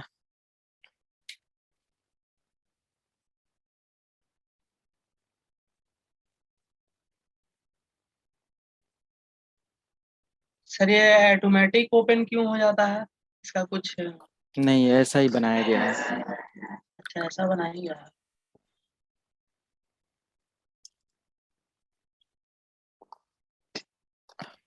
सर मेरे पूछना था, हम्म ये जो पॉलिसी जो लगाते हैं ना हमारा कंपनी में लगाए गए हैं, तो हम्म। उसको मतलब एक्सेस देने के लिए हम जीपीयू लॉगिन करना पड़ता है। हाँ हाँ। जीपीयू लॉगिन करके पेन ड्राइव एक्सेस देना है 15 मिनट के लिए, 1 घंटे के लिए। हम्म। और सीडी डीवीडी और हम्म। एक्सेस नहीं ना हमारा कंपनी में, हाँ तो हाँ। ये सब हम ऑलरेडी वहाँ पे वो ले लेते हैं सर। अच्छा इसके बारे में थोड़ा बहुत आइडिया है। अच्छा, तो इसके लिए मेल करते हैं टीम को। नहीं सर, ये हमको ही अथॉरिटी दिया है हमारा अच्छा सर ने, हमको बताया है अच्छा, GPU GPO log. As a admin level पे आप ही मैनेज करते हैं। यस सर, वो ईपीओ लॉगिन करते हैं, ईपीओ लॉगिन है मेरे पास। अच्छा। ईपीओ के अंदर वो सिस्टम ट्री वगैरह डाल के, फिर ओके उसके ओके अंदर एम्प्लॉयडी डाल के परमिशन ले लेते हैं। Okay okay. तो यहाँ पे आप देखेंगे ये पॉलिसी बनती कैसे है, किसी भी यूजर ग्रुप या ओयू पे लगाते कैसे हैं, सब अभी क्लियर हो जाएगा। ठीक है। तो यस सर। आ जाते हैं टूल्स पर। आपको कोई भी रोल इसके लिए इंस्टॉल नहीं करना, आपका एडीडीएस रोल अगर इंस्टॉल है तो वहां पे सारी चीजें वर्क कर रही होती हैं। ठीक है। तो ग्रुप पॉलिसी मैनेजमेंट यहाँ पे है, इसको ओपन कर लेना है बस। ग्रुप पॉलिसी मैनेजमेंट ओपन करने के बाद आपको स्टार्टिंग से जो लैब मैं बता रहा हूँ वो पता होना चाहिए। मैंने यूजर बनाया था, ग्रुप बनाया था, सारी चीजें। तो सीखोलाइव.com हमारा डोमेन नेम है। अब जस्ट यहाँ से ओपन करो और इसके अंदर अकाउंट डिपार्टमेंट मैंने बनाया था। इसके अंदर कोई यूजर है? नहीं है। ठीक है, कोई दिक्कत नहीं। यहाँ पे आईजीटी जिसको रहने देते हैं। जो भी हमारी पॉलिसी अप्लाई होती है या डिप्लॉय करी जाती है वो दो तरीके से, या तो सभी डोमेन यूजर और ग्रुप के लिए होता है, या तो सिर्फ डोमेन कंट्रोलर के लिए होता है। अगर आप चाहते हो आपके सर्वर पे जितने भी मेंबर सर्वर हैं, चाहे डीसी है, सीडीसी है, एडीसी है, जितने भी सर्वर है, सभी पे ये पॉलिसी अप्लाई हो, तो आपको यहाँ पे अप्लाई करना पड़ता है डिफॉल्ट डोमेन पॉलिसी। ये कहाँ पे मिलेगा? ग्रुप पॉलिसी ऑब्जेक्ट को जब एक्सपेंड करेंगे तो यहाँ पे डिफॉल्ट डोमेन पॉलिसी मिलेगा। अब ये जो पॉलिसी है ना, जस्ट ऊपर आपको यहाँ पे दिख रही होगी एक लिंक के थ्रू, है ना? ये वही चीज है जो यहाँ पे है, वही चीज यहाँ पे, कंफ्यूज नहीं होना। यानी कि आप इस वाले पार्ट पे राइट क्लिक करके एडिट करके जो भी पॉलिसी एडिट करते हैं, वो आपका यहाँ से भी समझो वही चीज अप्लाई हो रहा है। यहाँ से एडिट कर दीजिए, यहाँ से सिंपल ये लिंक किया गया है जीपीओ को। अभी हम लोग भी लिंक करके देखते हैं, ठीक है? तो यहाँ पे अगर इस वाले कंसोल पे अगर एडिट करके कोई भी यूजर एंड कंप्यूटर्स के लिए आप पॉलिसी अप्लाई करते हैं, तो हमारे कंप्यूटर यूजर डोमेन कंप्यूटर सभी पर वो अप्लाई होगा। तो अगर सर्वर पर भी अप्लाई करना है, क्लाइंट पर भी अप्लाई करना है, तो ये अप्लाई करेंगे। बाकी आप चाहते हैं कि सिर्फ और सिर्फ डोमेन यूजर और ग्रुप पे अप्लाई हो, तो जस्ट ऊपर वाला ऑप्शन है डिफॉल्ट, यहाँ से बना सकते हैं। लेकिन हम डिफॉल्ट क्यों यूज करें? अगर हमारी बनी बनाई यहाँ पे पॉलिसी है या ग्रुप पॉलिसी ऑब्जेक्ट है, तो हम इसको नहीं यूज करेंगे, हम अपना खुद का पॉलिसी क्रिएट करेंगे, मतलब खुद का यहाँ पे जीपीओ क्रिएट करेंगे, है ना? अब जो भी हमारे यूजर ग्रुप्स के कंटेनर हैं यहाँ पे दिख रहे हैं, दीज आर द कंटेनर। मैं दिखाता हूँ, एचआर, मार्केटिंग, अकाउंट, ये सब मैंने बनाया है। कहाँ से बनाया है? आप लोगों के साथ ही क्रिएट किया था active directory user and computer के अंदर।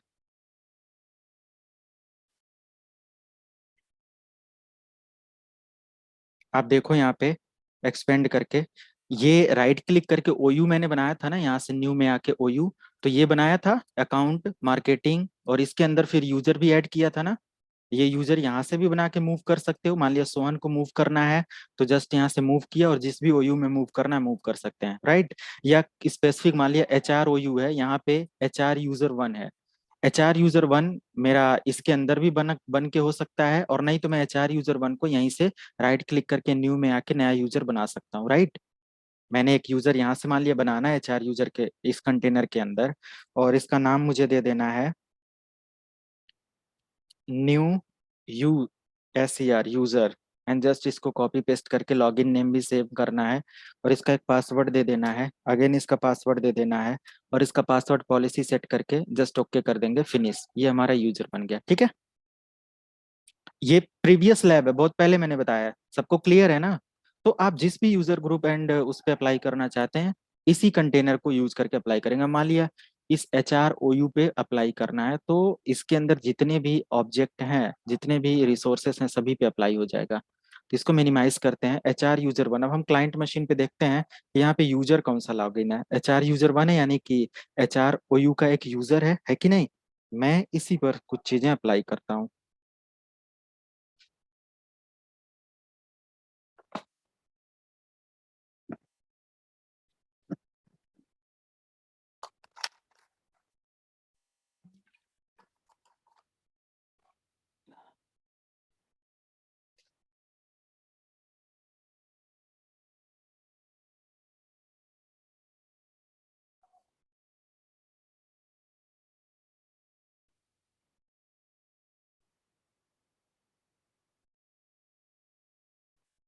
ओके, राइट क्लिक किया, या यहाँ से माई कंप्यूटर ओपन करते हैं।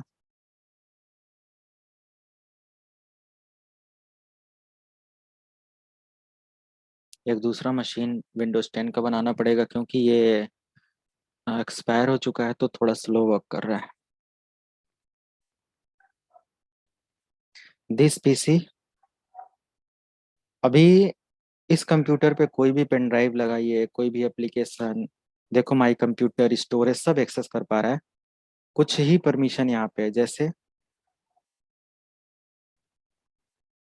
मैं यहाँ पे क्या ट्राई करने वाला था, पता नहीं। ठीक है, तो यहाँ पे सारी चीजें एक्सेस कर पा रहा है। और स्पेसिफिक अगर मैं इस यूजर को परमिशन देना चाहता हूँ तो HR यूजर पे यानी यहाँ पे एक GPU क्रिएट करना पड़ेगा। तो मेरे पास MROU है, HROU है, COUNT-OU है। तो GPU के अंदर आप राइट क्लिक करेंगे, GPU पे ग्रुप पॉलिसी ऑब्जेक्ट पे राइट क्लिक करके न्यू क्रिएट करेंगे और GPU का नाम दे देंगे। मान लिया मैं यहाँ पे देता हूँ HR user GPU, okay, and just यहाँ से ओके कर देना है। आपने एक GPU बना दिया, मैं यहाँ पे एक और GPU बना देता हूँ, वॉलपेपर, एंड जस्ट मैंने ओके कर दिया। एक और मैं यहाँ पे GPU बना देता हूँ सॉफ्टवेयर डिप्लॉयमेंट के लिए, software dep for HR user, specific इसी के लिए सॉफ्टवेयर डिप्लॉयमेंट करना है। और दूसरा सॉफ्टवेयर डिप्लॉयमेंट करना किसी और ऑर्गेनाइजेशनल यूनिट के लिए कि हमें दूसरी ऑर्गेनाइजेशन के लिए ये सॉफ्टवेयर ऑटोमेटिक इंस्टॉल हो जाए तो सब कर सकते हैं। तो मैंने यहाँ पे कुछ GPU बनाया। इस GPU का बैकअप भी आप ले सकते हैं, राइट क्लिक करके बैकअप ऑल, और जहाँ कहीं भी सेव करना है, मान लिया मैं डेस्कटॉप पे ही सेव कर देता हूँ। यहाँ पे डेस्कटॉप तो है ऊपर ही, एंड जस्ट यहाँ से बैकअप कर दो। देखो यहाँ पे ये सब आ जाएगा, आ गया। ये एक GPU आया, अभी सब आ जाएगा। एक और आया, ये सारी GPU आ गई, चारों पांचों, ठीक है। जस्ट ओके करना है। अगर कोई भी GPU डिलीट होता है तो यहाँ से रिकवर हो जाएगा। रिकवर करने के लिए राइट क्लिक करके मैनेज GPU, और इसको मान लिया रिकवर करना है तो रिस्टोर कर लो, ये हो जाएगा, ठीक है। तो ये बैकअप वगैरह के लिए। फिलहाल मैं इसको डिलीट कर देता हूँ, इसको भी और इसको भी। और अब मुझे क्या करना है, पहले वॉलपेपर वाले पे आ जाते हैं। मुझे वॉलपेपर की पॉलिसी लगानी है। अभी ये किसी पे अप्लाई नहीं होगा क्योंकि मैं अभी बस GPU बनाया हूँ। अब मैं इसके जिसके साथ लिंक कर दूंगा उस पर अप्लाई होगा। राइट क्लिक करना है, एडिट पे आ जाना है।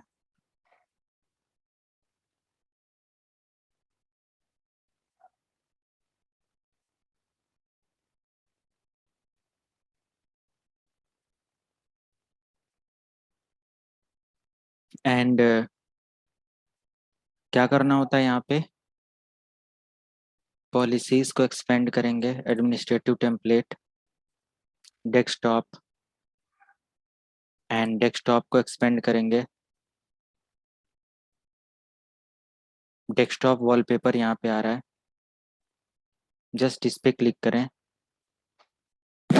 एनेबल कर लें, और यहाँ पे पूछ रहा है कि ऐसे आपको वॉलपेपर डिप्लॉय करना है। तो हमारे पास तो अभी कोई वॉलपेपर है नहीं यहाँ पे। मैं कोई वॉलपेपर पहले ले लूँ, माई कंप्यूटर ओपन करते हैं, शायद कोई वॉलपेपर पड़ा हो। .jpg एक्सटेंशन का होना चाहिए।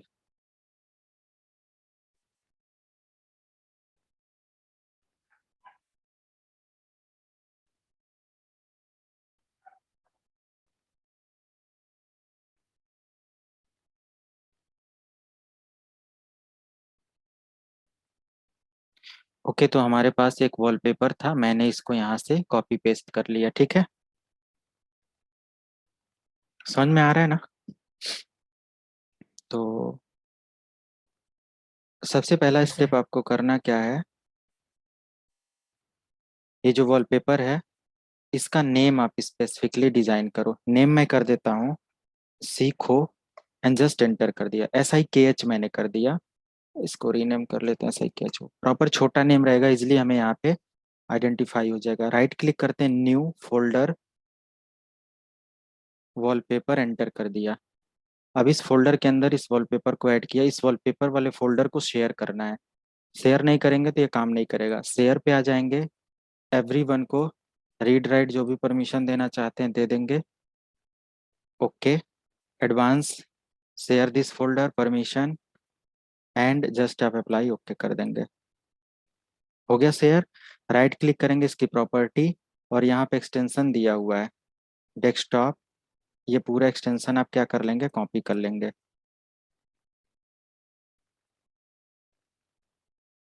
ठीक है। एंड उसके बाद आप यहाँ पे आएंगे, ये पूछ रहा है कि आप अपने वॉलपेपर का नाम बताएं। तो ये भी तरीका यूज कर सकते हैं, या तो हम यहाँ पे double backward slash SRV001, I think यही है, हाँ।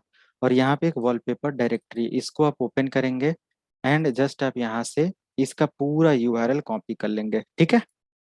और यहाँ पे आप क्या कर देंगे, पेस्ट कर देंगे, स्लैश लगाएंगे और कह रहा है स्लैश के बाद अपने वॉलपेपर का नाम देना है। मैंने इसके अंदर जो वॉलपेपर रखा है सीखो, और इसकी प्रॉपर्टी जब आप चेक करेंगे तो दिखाएगा सीखो डॉट जेपीजी करके, ठीक है, डॉट जेपीजी एक्सटेंशन में है। तो सही है, मैं यहाँ पे SIKHO डॉट JPG एंड इसको मैं कर देता हूँ स्ट्रेच, ताकि पूरी स्क्रीन पर ये अप्लाई हो जाए। समझ में आया? और इसको अप्लाई करना है एंड जस्ट ओके कर देना है। ये हमारा अप्लाई हो गया। अब सबसे पहले ये अप्लाई करने के बाद इस पॉलिसी को मुझे किस पे लगाना है। मान लिया मुझे लगाना है कि हमारे कंप्यूटर पर भी अप्लाई हो जाए और हमारे क्लाइंट पर भी अप्लाई हो जाए, सारे कंप्यूटर्स पे, क्योंकि हमारी कंपनी का यही लोगो है। तो मैं इस जीपीओ पे राइट क्लिक करके लिंक जीपीओ का ऑप्शन आएगा। तो लिंक जीपीओ किसके साथ करना है, मान लिया मैं अगर इस वाले डोमेन के साथ कर देता हूँ, है ना, तो यहाँ पे जो भी पॉलिसी अप्लाई होगा ये सभी के साथ अप्लाई हो जाएगा। तो राइट क्लिक करके लिंक एन एग्जिस्टिंग जीपीओ और वॉलपेपर वाली जीपीओ को यहाँ पे ऐड कर दिया। ये लिंक है, ठीक है। अगर आप यहाँ से डिलीट भी कर देते हैं कभी भी ये डिलीट, तो यहाँ पे रहेगा ये, ठीक है। और इसी वॉलपेपर वाली पॉलिसी को एचआर टीम के साथ ऐड कर देंगे तो अप्लाई हो जाएगा। लेकिन अगर आपने पॉलिसी अप्लाई कर दिया है अपने सीखोलाइव.com पर, तो ये ऑलरेडी आपके यूजर ग्रुप क्लाइंट सभी को अप्लाई हो जाएगा। ट्राई करके देख लेते हैं। विंडो आर CMD, आपको एक कमांड टाइप करना है GP update space slash force, या तो थोड़ी देर वेट करेंगे। ये 120 मिनट तक का वेट टाइम बोल रखा है, बट इतना वेट नहीं करना। GP अपडेट फोर्स कर लीजिए और क्लाइंट साइड आ जाइए। यहाँ पर भी window R CMD GP update space enter.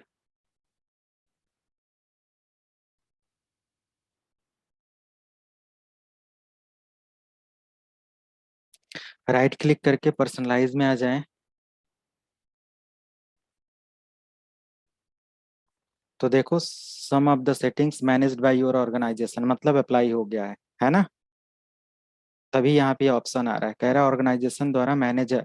तो बाकी सारी चीजें हाइड हो गई हैं, आप देख रहे हो ना, मैनुअली यहाँ से नहीं कुछ कर सकते, है ना। देखो कहीं क्लिक का ऑप्शन नहीं है। क्लियर है?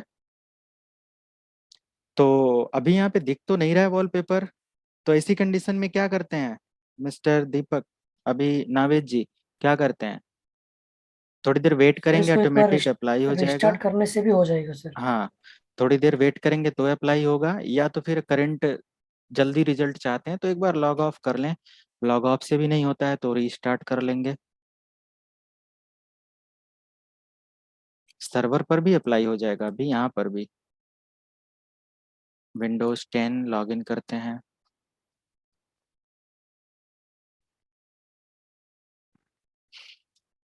कोई भी पॉलिसी के बाद जब आप लॉगिन करते हैं तो टाइम लेगा लॉगिन होने में।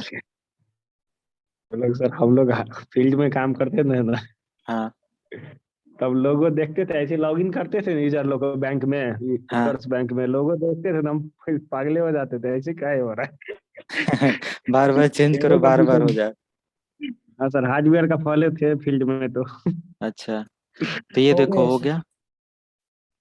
तो एक पॉलिसी यहाँ से अप्लाई हो गया। अब आप यहाँ से अगर चेंज भी करेंगे मैनुअली वॉलपेपर, कोई वॉलपेपर डाउनलोड करके राइट क्लिक करके सेव सेट एज वॉलपेपर कर देते हैं, तो भी प्रॉब्लम होगा। आप यहाँ से नहीं कर सकते, राइट। फिर आप जैसे ही दूसरा यूजर लॉगिन होगा या जैसे ही लॉग ऑफ करेंगे फिर यही आ जाएगा। समझ में आया? तो ये चीज़ आ जाता है। चलो ठीक है, एक चीज़ आपने देखा। अब मैं यहाँ से इसको क्लोज करता हूँ और दूसरी पॉलिसी यहाँ पे अप्लाई करता हूँ। ये हमारे इस कंप्यूटर पर भी अप्लाई हो जाएगा क्योंकि मैंने डोमेन के साथ यूज किया है ना।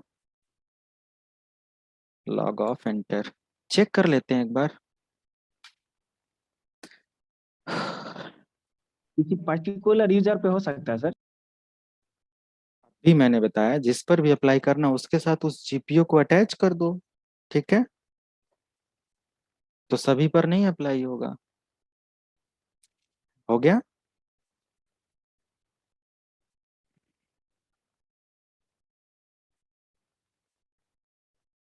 सर मुझे पूछना था, हाँ।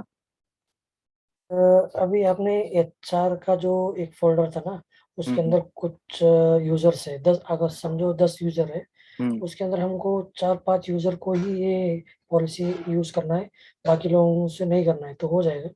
हाँ, तो सिंगल सिंगल यूजर पे अप्लाई करना पड़ेगा क्या सर जाके? 100%। जी सर, ओके, थैंक यू। कैसे अप्लाई करना है एक बार मैं दिखाता हूँ। Yes sir. अब कोई ना कोई पॉलिसी का नाम तो होगा ही होगा, है कि नहीं? पॉलिसी का नाम बताइए, मान लिया कि मैं कोई भी पॉलिसी बताइए, क्या अप्लाई करना है। अभी समझो सर, कुछ सी डी डी लोगों वी को, डी स्टोरेज हाँ, ब्लॉक यूएसबी करना। ठीक यूएसबी है, का अथॉरिटी तो देना मैं है, कुछ यहाँ लोगों पे, को नहीं देना है। हाँ यहाँ पे एक पॉलिसी तुरंत बना देंगे, यूएसबी ब्लॉक, ठीक है। ओके, और मुझे यहाँ पे उन यूजर्स का एक ओयू ग्रुप बना लेना है, कुछ भी ऐसे ग्रुप बना सकते हैं आप अलग से 4-5 को। नहीं बना सकते तो यूएसबी ब्लॉक पे आएंगे और यहाँ पे ऑथेंटिकेटेड यूजर्स को ऐड करेंगे, सर्च कर लेंगे सभी को। जैसे कौन यूजर था, रोहन, आ गया, हाँ ऐड करके इस पे आप अप्लाई करेंगे। ठीक है, बट सबसे बेस्ट है कि एक एक को ऐसे क्यों करना। अगर एक ग्रुप में 4-5 लोग हैं तो एक ग्रुप बना लो आप वहाँ पे, या एक ओयू बना लो, है ना। पॉलिसी बनाओ, अटैच कर दो, हाँ, डिटैच कर उनका दो। एक अलग ही बना देंगे तो बेटर हाँ, रहेगा। ऐसे कर देंगे। तो जिस भी, अब मान लिया इसके अंदर 10 हैं तो 10 पे अप्लाई हो जाएगा, बट एक और दूसरा बना लेंगे हम ओयू टाइप का, तो काफी इजी हो जाता है ये मैनेजमेंट। और अगर यूजर बना लेंगे तो उनको समझना, थोड़ी सी सारी चीजें मैनेज नहीं हो पाती प्रॉपर, है ना। थोड़ा टास्क कंप्लीट या कॉन्फ़िगरेशन टफ हो जाता है, ठीक है। अब जैसे मैंने वॉलपेपर वाली पॉलिसी का एक जीपीओ यहाँ पे बनाया है, ओके, तो ये मैंने लिंक कर दिया सीखो लाइव इसके साथ, तो ये सभी पर अप्लाई कर रहा है, राइट, है कि नहीं। डिटेल्स पे आ जाते हैं, जी सर। सेटिंग्स पे आ जाते हैं, इनकी सारी सेटिंग्स और डिटेल्स यहाँ पे देखने को मिल जाएगी। डेलीगेशन पे आ जाते हैं, स्टेटस एक्टिव है इनएक्टिव है, और किस ऑथेंटिकेशन पे काम कर रहा है। इसके अंदर एडमिनिस्ट्रेटिव टेम्पलेट के अंदर एक डेस्कटॉप पॉलिसी परमिशन लगा है, आप यहाँ से चेक कर सकते हैं, यस और नो। इजी हो जाता है ना कि स्पेसिफिकली मैंने इसके अंदर क्या क्या लगाया है कि नहीं। तो ये सब कुछ यहाँ से आप ट्राई कर सकते हैं, मैनेज कर सकते हैं, किस डेट में क्रिएट हुआ, इसका आईडी नंबर क्या है, सब पता चल जाएगा, ठीक है। अब मैं यहाँ पे चाहता हूँ कि HR यूजर का जो यूजर है उसका सॉफ्टवेयर या कोई स्पेसिफिक एप्लीकेशन ब्लॉक हो जाए, तो ऐप ब्लॉक की एक पॉलिसी बना देंगे, बना सकते हैं।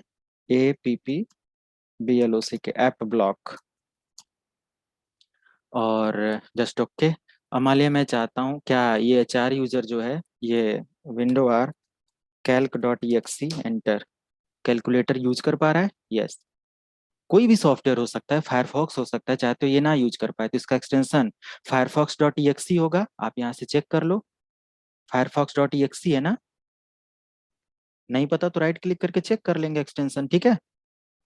तो इस तरीके से हम यहाँ पे ऐड करेंगे, तो मैं यहाँ पे ऐप ब्लॉक किधर गया। सर एक ये बना के दिखाओ ना सर, कंट्रोल पैनल का, हाँ, जहाँ पे किसी कंट्रोल भी पैनल। एप्लीकेशन ना रिमूव कर पाए या जो कुछ भी है, तो एडिट कर लो यस। पहले, यहाँ पे ऐप ब्लॉक को एडिट करो, राइट क्लिक करो। अब मैं एक दिखा रहा हूँ, आप यहाँ से सर्च कर लेना जो भी कंट्रोल पैनल से रिलेटेड सेटिंग है, कुछ भी है। तो यहाँ पे विंडोज एडमिनिस्ट्रेटिव टेम्पलेट, सॉरी, इसके अंदर तो सिक्योरिटी बेस की सेटिंग्स है, टेम्पलेट्स के अंदर आ जाएंगे, तो कंट्रोल पैनल की सारी सेटिंग्स यहाँ पे है। अब जो भी कंट्रोल पैनल पे ब्लॉक करना चाहते हैं सब यहाँ पे है, ठीक है। ऐड रिमूव से यस। रिलेटेड, यस कि सर। ऐड रिमूव ना कर पाए तो सब दिया हुआ है, आप एक एक करके ट्राई करिए, ठीक है। इनेबल ही तो करना है। तो मैं यहाँ पे क्या करता हूँ, अब एप्लीकेशन कहाँ से ब्लॉक होता है ढूंढना पड़ेगा ना इसके अंदर पॉलिसी।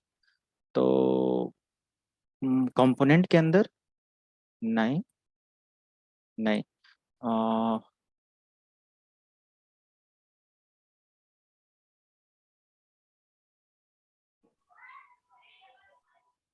सॉफ्टवेयर में होगा शायद। सिस्टम के अंदर do not run specified Windows application, right, यहाँ पे है, ठीक है। सिस्टम के अंदर तो ओके करना है, एनेबल करना है, कौन सा एप्लीकेशन नहीं रन कराना चाहते हैं, तो calc.exe, पेंट वगैरह भी, या firefox.exe, जो भी एक्सटेंशन है सब ऐड कर दें, क्लियर है। Apply, okay. हो गया बस क्लोज। और ये जो ऐप लॉक की पॉलिसी है HR यूजर पे अप्लाई करना है। इस पे राइट क्लिक करेंगे, लिंक, और ऐप लॉक वाली पॉलिसी यहाँ पे ऐड कर दिया, हो गया बस। अब यहाँ से CMD ओपन करना है, GP अपडेट स्पेस /4 सेंटर,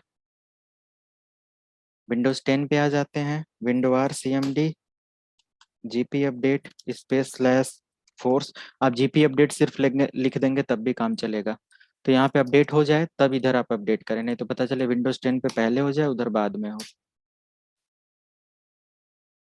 तो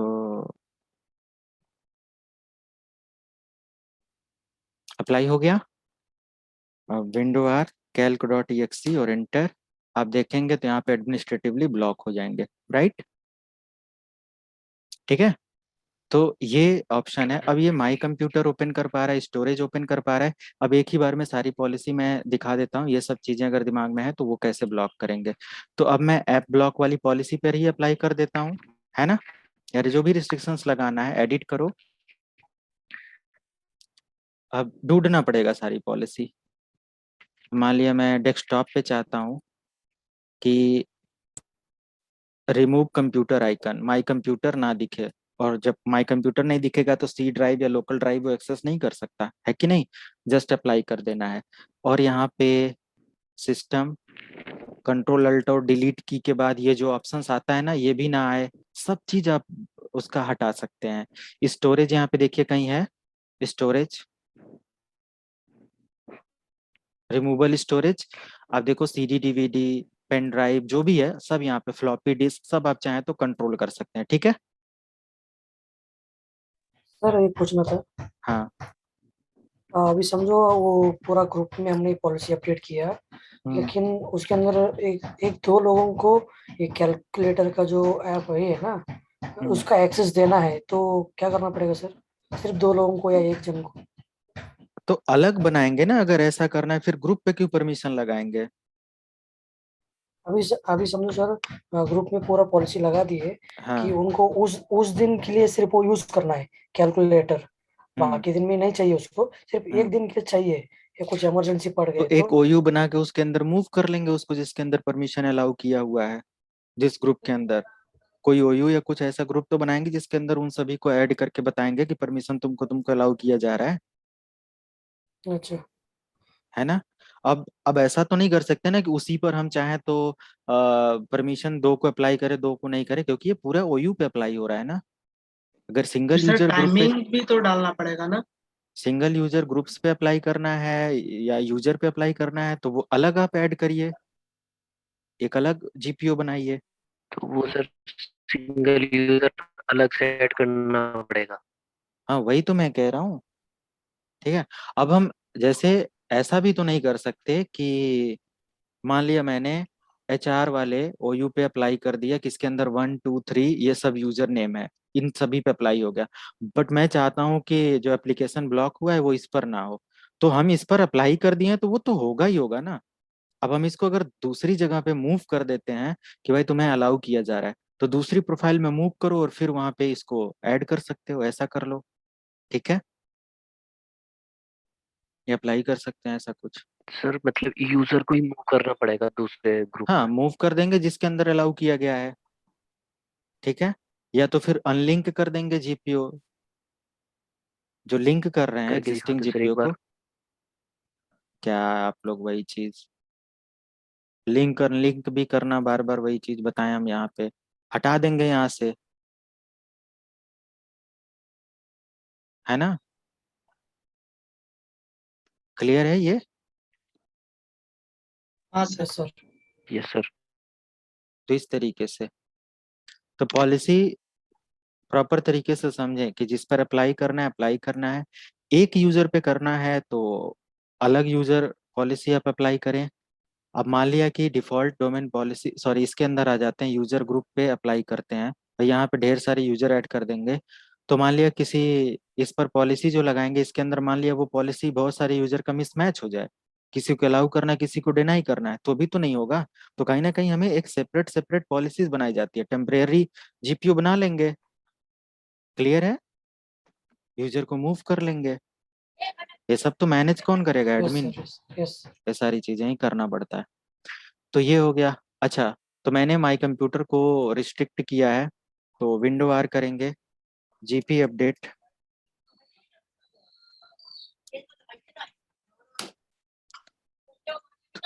दिस पीसी माई कंप्यूटर पे आ जाएंगे।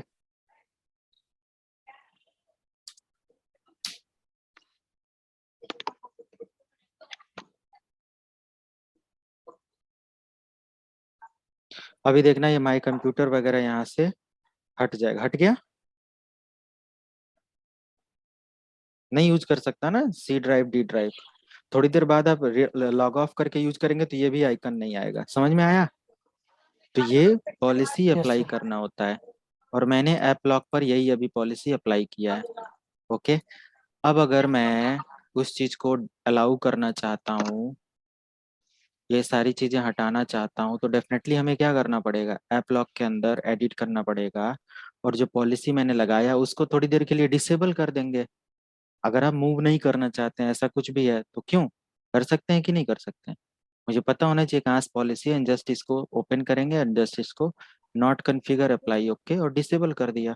अगेन आप जीपी अपडेट आप ट्राई कर लें, एंड हमारे क्लाइंट साइड भी ट्राई कर लें, और दोनों लोग फिर यहाँ पे पॉलिसी एक्सेस कर पाएंगे। आ गया? सर डिसेबल करने के लिए ऐसे ढूंढना पड़ेगा या सर कोई ऐसे सामने दिख जाता है कि क्या क्या पॉलिसी हमने अप्लाई की नहीं, हुई है? अभी तो दिखाया। आप मान लीजिए इस पे चेक करना चाहते हैं तो इसकी सेटिंग्स आ जाएंगे, और यहाँ पे देख सकते हैं क्या पॉलिसी अप्लाई किया गया ठीक है सर, ठीक है। है ना? सेटिंग्स पे आ गए। हाँ, जी जी। ये डिटेल्स देखने के लिए है, स्कोप डिटेल्स कब बनाया गया, सब कुछ ठीक है। अब मान लीजिए इसमें दो जी और जी। पॉलिसी ऐड है, तो यहाँ पे वो भी दिखेगा। ये जैसे वॉलपेपर वाले पे देखेंगे तो वॉलपेपर का दिखेगा, है ना ये? ठीक। जी सर, परफेक्ट सर। तो ये सारी चीजें यहाँ पे होती हैं। ओके। सॉफ्टवेयर डाउनलोड करना पड़ेगा, तो इस पर क्यों डाउनलोड करें, हम अपने मेन मशीन से डाउनलोड कर लेते हैं। फायरफॉक्स डाउनलोड, फायरफॉक्स MSI या फायरफॉक्स MSI पैकेज डाउनलोड होता है। अगर आपको MSI पैकेज नहीं मिलता है तो आप MSI कन्वर्टर ले सकते हैं, किसी भी .exe फाइल को MSI में कन्वर्ट कर सकते हैं, ठीक है। बाकी यहाँ पे सारे सॉफ्टवेयर MSI में आ जाते हैं। माइक्रोसॉफ्ट इंस्टॉलर आपको यूज़ करना पड़ेगा। तो मुझे यहाँ से MSI पैकेज यहाँ से मिल जाएगा, और फायरफॉक्स का मुझे चाहिए फायरफॉक्स 64 बिट MSI, ठीक है। और ये डाउनलोड कर लेंगे। डाउनलोड हो रहा है।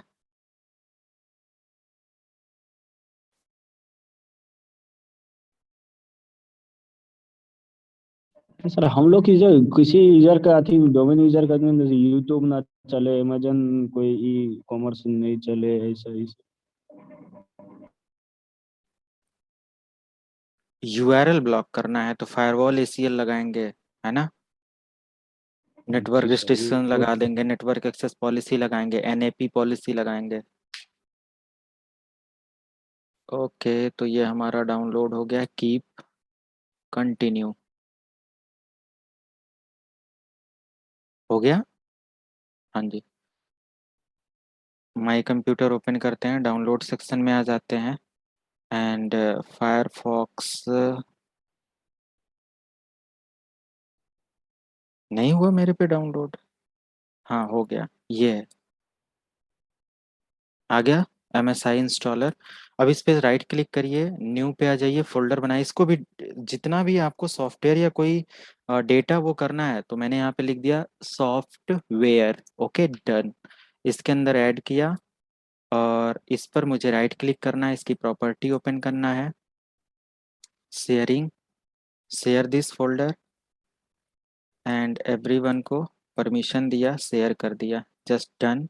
Advance, same process, sharing, okay, apply, okay, share हो गया सॉफ्टवेयर नाम से। अब मैं आ जाता हूँ अपने ग्रुप पॉलिसी पे, टूल्स, ग्रुप पॉलिसी मैनेजमेंट, ये मुझे डिप्लॉय करना है विंडोज़ 10 के लिए। तो विंडोज़ 10 पे आई थिंक ऑलरेडी इंस्टॉल है, तो हम क्या कर सकते हैं, इसको अनइंस्टॉल कर सकते हैं। अनइंस्टॉल करने के लिए कंट्रोल पैनल ओपन करेंगे, पहले हटा देते हैं इसको, एंड यहाँ से अनइंस्टॉल प्रोग्राम और फायरफॉक्स अनइंस्टॉल।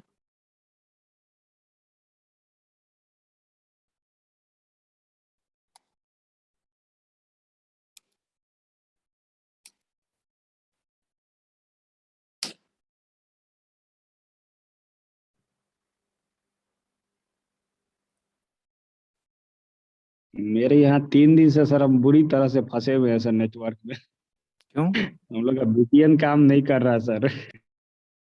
क्या हो गया डेली गाली सुन रहे हैं सर हम।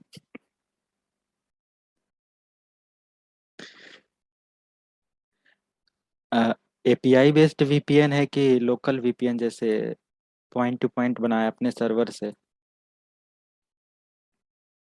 वाला एक VPN चलता है, अच्छा, चलिए VPN वीपीएन राउटर लगा पढ़ाएंगे हुआ है। आप लोगों को। वीपीएन राउटर लगा है तो बोलिए उसको, राउटर पे कौन मैनेज कर रहा है? यहाँ पे देखिए हमारा हो गया, एक बार ये वाली सेटिंग आप देख लो, फिर ये सारी चीजें ऐड करते हैं। तो मैं यहाँ पे एक सॉफ्टवेयर डिप्लॉयमेंट की पॉलिसी जीपीयू के अंदर ऑलरेडी बनाया है, सॉफ्टवेयर वाला, ठीक है, सॉफ्टवेयर डिप्लॉयमेंट। मैं इस पे राइट क्लिक करके एडिट करता हूँ, और सॉफ्टवेयर मुझे डिप्लॉय करना है किसके लिए, ये मैं डिप्लॉय करना चाहता हूँ स्पेसिफिकली, मान लिया कि ये यूज़र है और इसको डिप्लॉय हो जाए, तो हम यहाँ से न्यू करेंगे, पैकेज पे आ जाएंगे, एंड मेरा जो सॉफ्टवेयर है वो डेस्कटॉप, और एग्जैक्टली यहाँ से सर्च करने से बेटर है न्यू पैकेज। यहाँ पे आप सर्च करो विंडो आर SRV या double backward slash SRV 001। Network location एक बार जब पता चल जाता है ना, तो ये सॉफ्टवेयर वाला जस्ट यहाँ से कॉपी कर लो, या इस चीज़ को यहाँ पे सर्च मारो, ओपन, यहाँ पे ये आ जाएगा, जस्ट ओपन करो, और ऑटोमेटिक ये थोड़ी देर बाद पब्लिश असाइंड एडवांस ऑप्शन आएगा। तो अभी हम क्या कर देते हैं, पब्लिश करते हैं, है ना। एडवांस ऑप्शन बाद में आप यूज़ कर सकते हो, बाकी सारी चीज़ें एक एक करके, तो पब्लिश करते हैं, ओके कर देते हैं।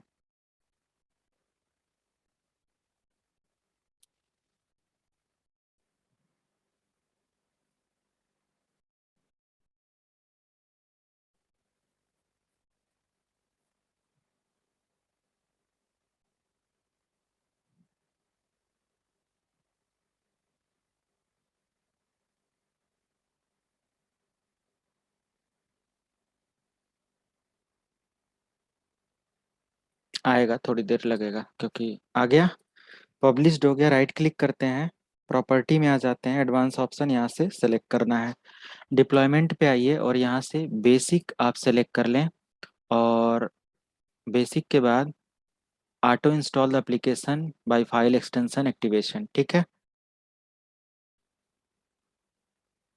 तो यहाँ पे install this application at log on, log in होने पर ये इंस्टॉल हो जाए, तो अभी ये हाईलाइट नहीं है, असाइंड वाले पे ये हाईलाइट हो रहा है। तो यहाँ से पब्लिश से बेटर ये है कि लॉगिन करते समय अगर ये अप्लाई हो जाए तो आपको असाइंड वाला सेलेक्ट करना है, कि उसको इंस्टॉल क्लिक ना करना पड़े, ठीक है, कुछ क्लिक ना करना पड़े। तो install this application at next log on, कभी भी आप चेंज कर सकते हैं, और बेसिक यहाँ पे ले लेंगे, ठीक है।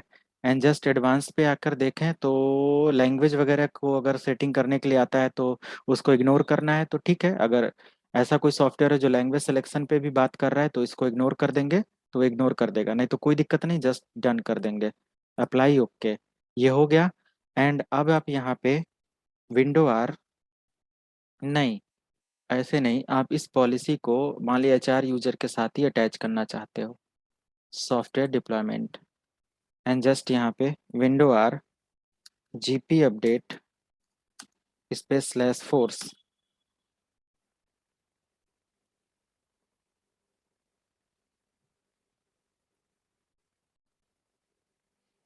ठीक है। तो इस तरीके से ट्राई कर लेंगे, और फिर हम लोग कल कंटिन्यू करते हैं।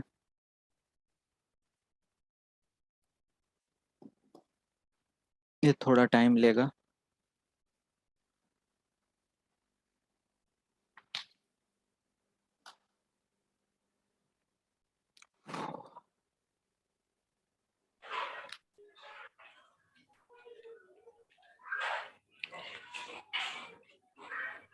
सर अब तो मंडे को होगा ना क्लास सर? हाँ,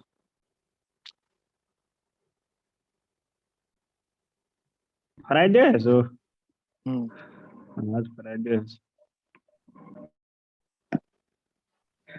टाइम लग रहा है। कुछ करना एक होगा सर, हम लोग को बोलिए सर, गाली सुन रहे 4 दिन से सर। अब सेटअप समझना पड़ेगा ना। अब फायरवॉल, अब वो वीपीएन डिवाइस लगा है तो उसकी कौन सा मॉडल VPN नंबर है वाला ये सब। बंदा जो है सर, जयपुर में बेचता है, वो बेचारा परेशान हो गया, नया नया आया हुआ है। तो VPN site to site VPN होगा, है ना। जी सर। तो साइट टू साइट वीपीएन तो 2 लाइन के कमांड से हो जाता है उसको। होगा कुछ नेटवर्किंग इशू होगा, वीपीएन वर्क करना इजी है। चलो ठीक है, यहाँ पे हमारा हो गया। आशुतोष का आज वीपीएन ही चलेगा। तो यहाँ पे हम सीएमडी ओपन करते हैं और फायरफॉक्स डिलीट हो गया है, तो मैं यहाँ पे GP UP DATE /force just enter.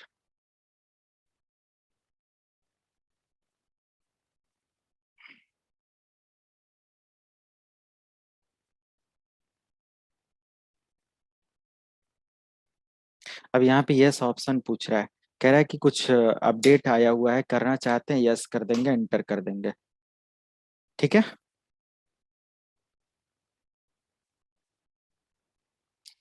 बहुत जल्दी रीस्टार्ट हो गया। और यहाँ पे लॉगिन कर देंगे दोबारा से। उस सिस्टम में सर 9:30 हो रहा है। क्या हो रहा है? टाइम सर आपके 9:30 हो रहा है आपके सिस्टम। उसको सेट करेंगे। सर इंस्टॉलेशन के लिए रिस्टार्ट होने के बाद अपना आप डाउनलोड हो जाएगा ना? मैंने ऑटो इंस्टॉल लगाया है, ठीक। ये देखो बैकग्राउंड में चल रहा है, इसीलिए टाइम लगा रहा है। ठीक है, ओके ओके। अगर पब्लिश करेंगे तो फिर यहाँ पे कंट्रोल पैनल में जाके ये प्रोग्राम मिला होगा, वहाँ पे जस्ट इंस्टॉल पे क्लिक करना होगा, तब इंस्टॉल होगा। पब्लिश असाइंड मैंने किया है, ऑटो इंस्टॉल किया है नेक्स्ट लॉगिन पे। तो नेक्स्ट लॉगिन तो हो रहा है ना, अब ये इंस्टॉल भी हो रहा होगा, अभी फायरफॉक्स मिल जाएगा हमें डेस्कटॉप पे। मतलब यूजर अगर यूजर दूसरी जगह बैठा है तो रिस्टार्ट के बाद अपना आपको डाउनलोड होके इंस्टॉल हो जाएगा। हाँ बिल्कुल, मैं कर रहा हूँ, देखो यस ना सर। आप।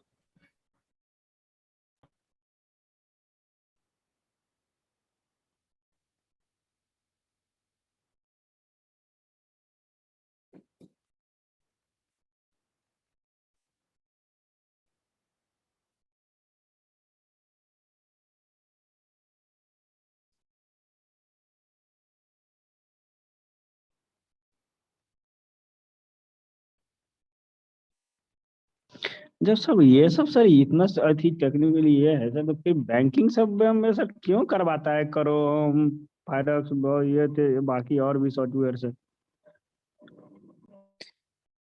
सिस्टम फॉर्मेट होने के बाद कि अप्लाई कर देना मैनुअली चाहिए। जाकर करो। तो नहीं, हाँ ये हम तो होता है ना कि अब सर्वर पे सारे एप्लीकेशंस रखना, बैंक को क्या जरूरत है क्या नहीं है ना। तो है, जो भी साइट वगैरह है वहाँ पे जो एप्लीकेशन है, फिर आपको रखा ही क्यों है ये भी पूछो, फिर करना ही नहीं है तो सही है सर ये। फिर वही नहीं काम करे वहीं से बैठ के आप क्यों सैलरी ले रहे हैं। बैंक वालों को भी लगना चाहिए ना कि आईटी का बंदा आ रहा हाँ, जा रहा। सिक्योरिटी सब कुछ। अब जो एडमिन लेवल पे इतना सारा एक्सपीरियंस ये सब लेकर बैठा होगा, वही जाएगा बार बार टहल टहल के काम करने, वही पॉलिसी पूछे, परमिशन पूछे। तो सिक्योरिटी इशू भी होता है हर जगह पे, ऐसा नहीं। अब अपनी कंपनी के अंदर जितने यूजर हैं उनको तो पता है ना कि हमें क्या करना है क्या नहीं। अब कोई साइट है, उसका आप डोमेन एक्सेस या उसको मैनेज कर रही है कोई सर कंपनी। एक थर्ड चीज पार्टी। और हम पूछना चाहेंगे जब तक ये नहीं हो रहा है सर। हम लोग बैंकिंग में जब जाते थे ना सर, तो उधर बैंक में तो उधर मतलब एक हम लोग को होस्ट फाइल मिलता था, हाँ 1 MB का, कुछ KB का, उसमें ना सारा रहता था सर कि www.youtube.com, डॉट www.amazon.com, फिर होस्ट फाइल नहीं, आगे। डॉट डॉट बैट फाइल रहता होगा, मतलब एक बैच फाइल, और वो रन कर तो देते उसको हम होंगे, लोग तो वो होस्ट के रन नहीं अंदर। करते थे सर, कॉपी पेस्ट करते थे सर होस्ट फाइल करके। सी ड्राइव हाँ का अंदर, ड्राइवर के अंदर, होस्ट फाइल के अंदर कॉपी पेस्ट कर देते थे। हाँ, सी ड्राइव ड्राइवर के अंदर नहीं, सिस्टम 32 के अंदर, ईटीसी के अंदर होस्ट फाइल ईटीसी होती है, ठीक है। हाँ हाँ, इसी के अंदर सर। हाँ तो वो पेस्ट करते थे, वो तो अप्लाई उसमें होता था। जो यूआरएल ऐड कर दिया है, जिसको ब्लॉक ब्लॉक करना है, जिस वेबसाइट को, वो ब्लॉक हो जाता था, जिसके आगे हैश कमेंट लगा रखा है वो अलाउ रहता था, यही सारी चीजें ना। जी सर, जी सर, वो सब हाँ, तो उतना था सर, उसमें तो ज्यादातर एडल्ट वाला रहता था। हाँ उतना वेबसाइट कहाँ से इन लोग को मालूम होता।